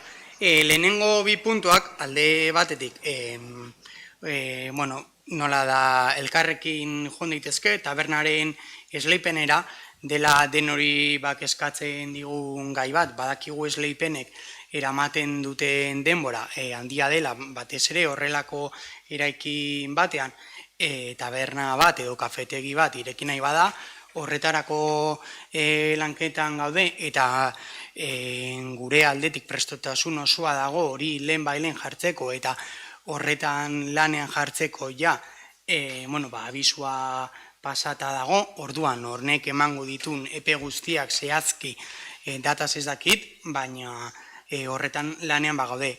Hau lotura dauka, esan dizudan moduan, lehenengo gaiarekin dela bedel eta tezaintzarena badakizute aurten, kontratuen bidez, atezaintza zerbitzu bat kontratatzen zela, gasto handia, suposatzen ziola gainera honek udalari, abuztua bukatu behartzenean, etzegoen modurik atezaintza zerbitzua renovatzeko eta lortu dugu ere, udaleko langile batek orain egunero eraikina ireki egiten du, eta arratsaldetan ere bai, hasieran udaltzaingoek eta udaltzaingo laguntzaile bitartez eraikina ireki egiten da, eta zerbitzu hori ematen gaude, aukerak zeuden, edo kasino zaharra izten dugu, tabernaren esleipena atera arte, edo buelta bat ematen diogu oneri, apostua egiten dugu, eta alternatiba bat bilatzen dugu kasino zaharra irekitzeko. Kasino zaharra goizetan irekitzen da, ez da etxita egon ez egun bat, eta arratsaldetan ere zerbitzu ematen da. Tabernaren esleipena burutzen denean horrek ere balioko dut tabernaria edo tabernara ematen duten pertsonak atezaintza zerbitzu hori emateko. Horregatik esaten dizun zegona lotuta. Kasino zaharra elkarte bezala egiten diren ekintzak, badakizu aurrekontutan beti laguntza bat ematen dela kasino zaharrari, eta horrekin jarraituko dugu, are gehiago aurten kasino zaharrak ekintza gehiago burutu nahi ditu, eta gu udal bezala, uste dugu zartze aktiboa garrantzizkoa dela, eta zartze aktiborako proiektu ezberdinagoa ditugu, aurrekontutan aurreikusiko ditugunak, batez ere desgaitze kognitiboarekin lotuta daudenak, eta uste dugu kasino zaharrarekin hau elkarlanean burutu beharreko zerbait dela, orduan proiektu hau aurkeztu behar denean aurkeztuko da, baina esaten dizut zartze aktiboaren inguruan apostu garbi bat egin nahi dugu, orduan kolektibo honekin badatorrela, eta gero egoitzaren egoeraren inguruan badakigu eraikina nola dagoen, barrura sartzen bazerate, irekia dagoen, ez edo nok sartzeko aukera dauka, berrikuntza desente behar ditu. Eta esaten dizut, batez ere beraiekin hitz eginda, eta nik astero beraiekin harreman eta nagola, beraien ofizinan hobekuntzak ezberdinak behar dira, ordenadore aldetik, wifi zerbitzu aldetik, eta izendatu dituzten beraiek prioridade guztiak lehenbailen horrekin martxan jartzeko ere, eta dituzten beharroiei aurre egiteko. Eta udalarekin kasino zaharraren inguruan postu garbia da behar dutena eta beraiekin elkarlanean aritzea. Eskerrik asko. Hirugarren galdera? Bai, hirugarrengo galdera, nik usten dut, hemen, yo creo que siempre hablamos de la participación ciudadana, los grupos. A ver, ahí había un grupo que era el Consejo de Tercera Edad, que funcionaba. Era FACI, sindicatos, personas que se juntaban de alguna forma para, bueno, ponían en orden, en colectivo, pues por ejemplo en Agusilán, y colectivos que se juntaban de vez en cuando a nivel de ayuntamiento, sobre todo para intercambiar opiniones y aportar al ayuntamiento, pero bueno, que últimamente no se han reunido y ese tema debe estar paralizado. Entonces quiero saber si de alguna forma eso, si está paralizado, sigue funcionando, hay convocatoria, que el ayuntamiento, es decir, qué parte tiene esta cuestión, o si de alguna forma, si no funciona, si se va a convocar o no. Josu, no sé, tú tendrás conocimiento de ese consejo, no sé si has participado en él. Yo, desde luego, habiendo estado 8 años en el ayuntamiento, ni he participado en él, ni he visto nunca un acta de ese consejo. Entonces, te agradecería que nos transmitieses la información que puedas tener, porque parece ser que tú tienes mucha más información que nosotros. Mila esker.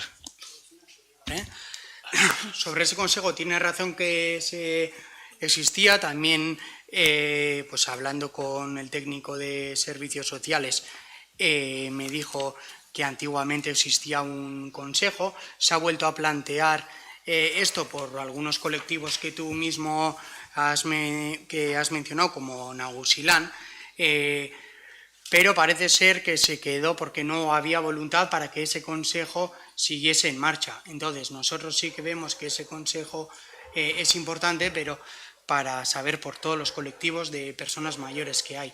Entonces, ya estoy con el técnico de servicios sociales también tratando sobre este tema. Es que recasco. O sea, me dices que lo vais a convocar. Vale. Quiero, azkeneko galdera un poco, a ver, yo tengo la costumbre, quizás por prescripción médica, de hacer mi recorrido todos los días.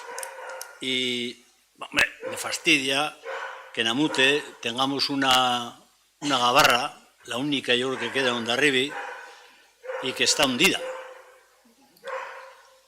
Me gustaría, yo creo que lo he comentado, pero bueno, que de alguna forma que es decir, que esa cuestión, no sé, yo creo que bueno, dices, de alguna forma es un... Y la verdad es que me da pena, es decir, que de alguna forma hay una gabarra que está hundida, que cuando está a la bajamar, pues yo no sé si le sale el agua o no, pero el caso es que cuando está en pleamar ya no se ve. Si de alguna forma el ayuntamiento, en lo que es el tema del patrimonio, si tiene pensado también, bueno, pues intervenir o recoger este tipo de cosas. Eskertzen dut galdera, erantzuna jakin badakizun arren, zurekin ere hitz egiten aritu izan baitira gai honen inguruan, eta lanketa hori martxan dagoela badakizun arren, herritarrek ere ezagutzeko eskubidea badutenez, eta lanketarekin lanketa abiatu eta jorratzen ari den zinegotzia hortziri eskatuko nioke azalpenak ematea guztioi. Apatzaldeon, bai, batetikan harritzen dit, galderak, esaten badizuet, harritzen dit eta eskertzeko galdera da, bai. Ze nire ustez, agian galdetu beharko nuke, aber orain arte zer egin den. Badugu debate interesgarri bat, nire ustez, sentsazioa daukagu, ez ote garen gure herriko ondare zabalari bizkarra ematen ari. Bai? Eta hor badaukagu hainbat elementu, eta ez dakit ez geran etorkizunari begirako plangintza baten barruan ari, ez dakit ez geran hiri eredu, etorkizuneko hiri ereduari, lanketa hortan ari gera, ez dakit ez geran hirigintza nolabaiteko, beti ezagutu dugun porlanezko eredu horri garrantzi gehiegi ematen ari, eta ez geran ari bizkarra ematen bere osotasunean esango dut gure herrian daukagun ondareari, ez? Jakin badakigu hainbat interbentzio egin direla urtetan zehar, baina badugu itsas ondare garrantzitsua gure herrian, badugu landa eremuan baserri inguruan babestu beharreko ondarea, eta zoritxarrez hartzen diren erabakiak bestelakoak dira. Eta esango dut, sentsazioa daukadala, sentsazioa baino gehiago, bizkarra ematen ari diogun gure ondareari, ez? Batzutan hainbestetan gora aipatzen dugun gure herriko identitate hori, eta gai izan beharko ginateke denon artean herri ikuspegi batetikan gure ondare hori balioan jartzea, eguneratzea eta balioan jartzea. Eta behar duguna da memoria bat, eta memoria bizia, eta dinamikoa. Eta gure aldetik, guri dagokigunez, egia da, arreta deitu izan digula, besteak beste, amuten, Jaizubia ibaia itsasoratzen den eremu hortan topatzen dugun itsas ondareko elementu horiek. Jakin berri dut, bazeudela beste asmo batzuk, horrekin, gabarra horrekin beste nolabaiteko planteamendu batzuk, eta pentsatzen dut hasieran aipatutako ereduari eratzuten ziola, eta ze izan duen gure ekimena? Gure ekimena izan du da udalontan sartu, eta 3 hilabeteko epea gauzatu binolen, eta niri dagokidanez 2 hilabeteko epean, gabarra hori nolabaiteko berreskuratze lanetan jartzea. Entonces, si se pide que avancemos, estamos avanzando. O sea, aurrera goaz. Eta hortan ere bai. Besterik da, denbora behar degula, baina behintzat, hobeto edo okerrago egin gure apostua eta gure bidea izango da gure herria hobetzea zentzu guzitan, ez? Hartu emanetan jarri gera jada, eta esango dizut, irailaren 4an, gabarrako jabeekin, eta azaldu dugun nahia da, kezka, eta zuk ondo esan duzu bezala Josu, okerrez banago, abuztuan erdi aldera edo ondoratu zen, jada gabarra horrek ez dauka nolabaiteko flotabilidaderik edo, eta berandu baino lehen, batetikan, usteltzen baino lehen, ze zubilan beste aldean ikusi dezakegu, tamaina handigoko beste gabarra batzun saietzak, eta berandu baino lehen egin duguna da esku hartu, eta gure asmoa da, prozedura guztiak eta tramite guztiak eginda gure ganatzea gabarra hori, eta ondare bezala katalogatzea, eta bere balioa ematea, eta berez beste gauza askoren artean daukagun nortasunezko kultur ondare hori bere hortan jartzea, ez? Eta induguna esate dizut, 2 hilabete terdiko epean, martxan jarri. Beldura dugulako, kezka dugulako, batetik esan bezala, prozesu hortan ustelduko litzatekela, edo eta beste gai askotan eta gauza askotan pasa izan den bezala, beste kanpoko elkarte erakunde batzun eskutan geratu zaizkigu hainbat eta hainbat altxor eta hainbat ondare, ez? Eta bueno, hau esan da, bere bidea izango du, eta pentsatzen dut eta nik espero dut datozen hilabetetan berreskuratuko dugula elementu hori, eta gainontzean prozesu horrek jarraitzen duen bidean informatuko dugu, azalduko dizuegu zein den gure asmoa, eta evidentemente da nolabaiteko elementu hori bizitza emateko aukera. Ez dugu planteatzen Hondarribi, gure herria Hondarribi erakusleiho bat izan dadila. Nahi duguna da elementu bizi batean bihurtu eta bilakatu. Eskerrik asko.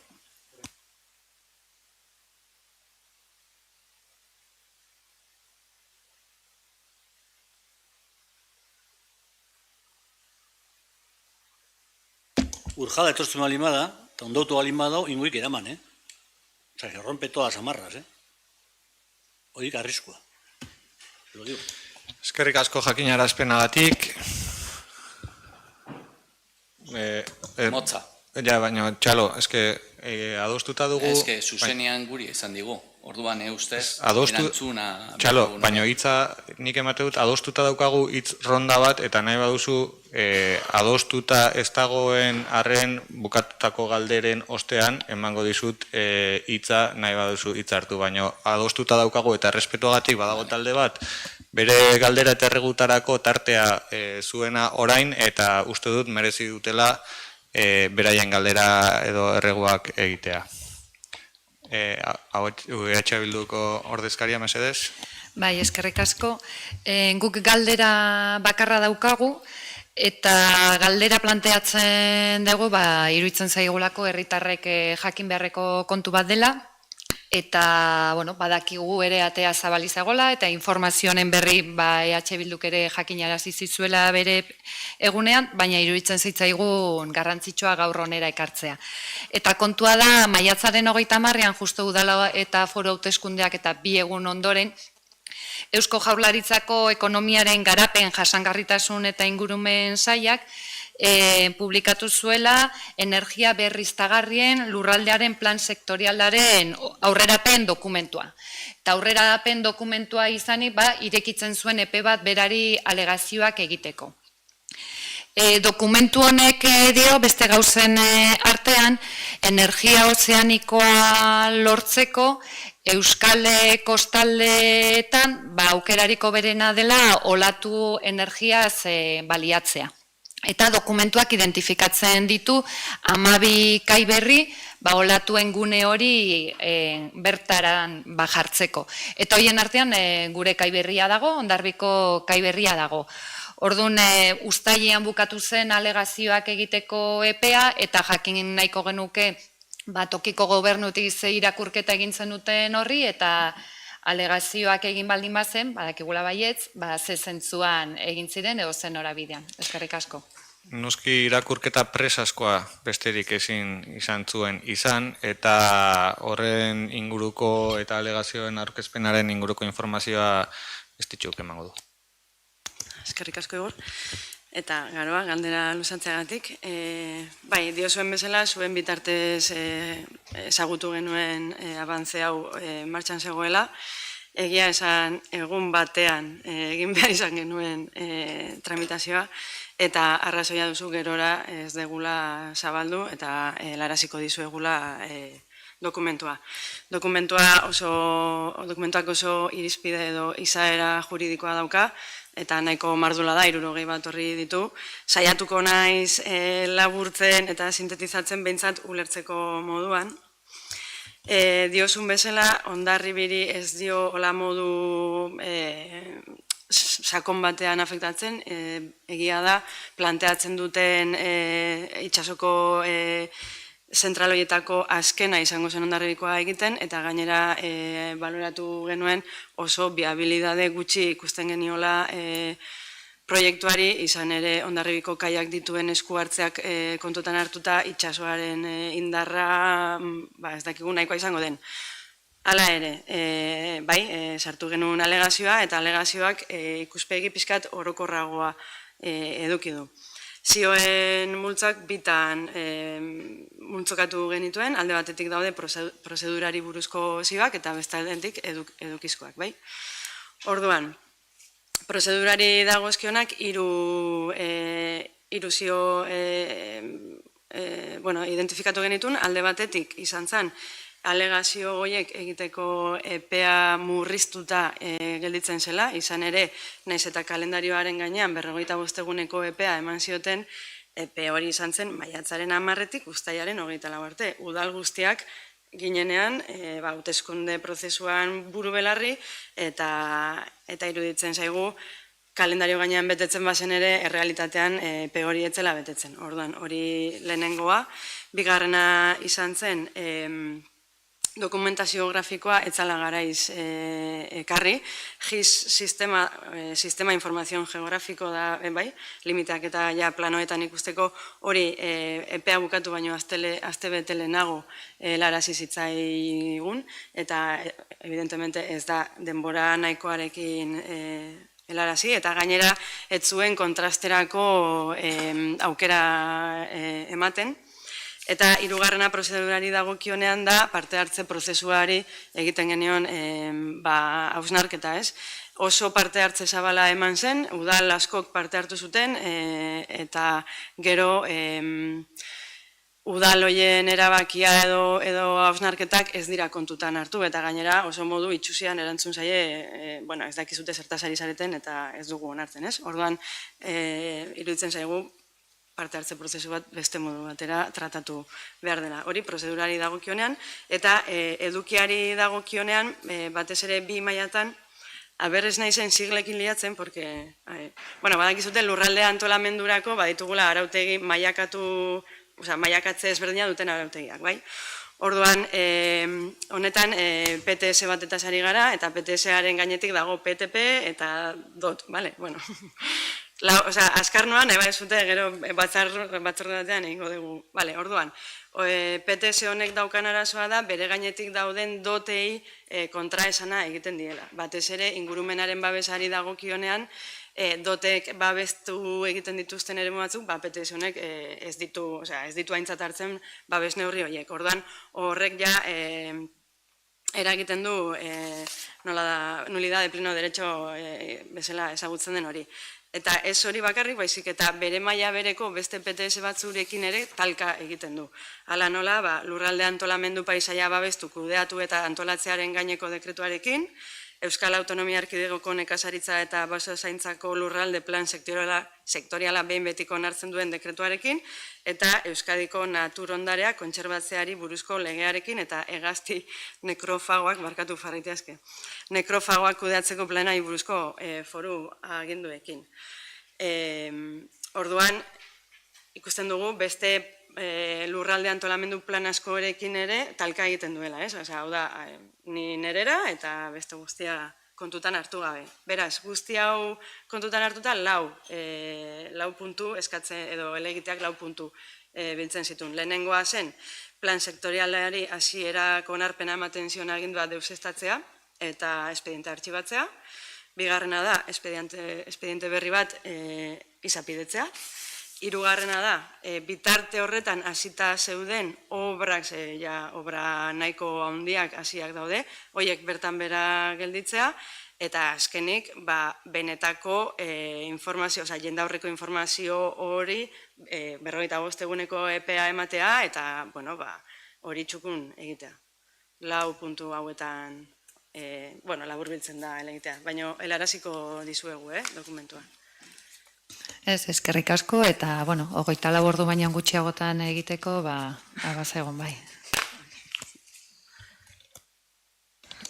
Mi esker, lehen hitza eskatu da errigo eta galderen tartean, zure da hitza? Bai, mi esker Igor. Hortzi, mesedez. Eman digula bizkarra ondareri, igual pixka fuerte izan da.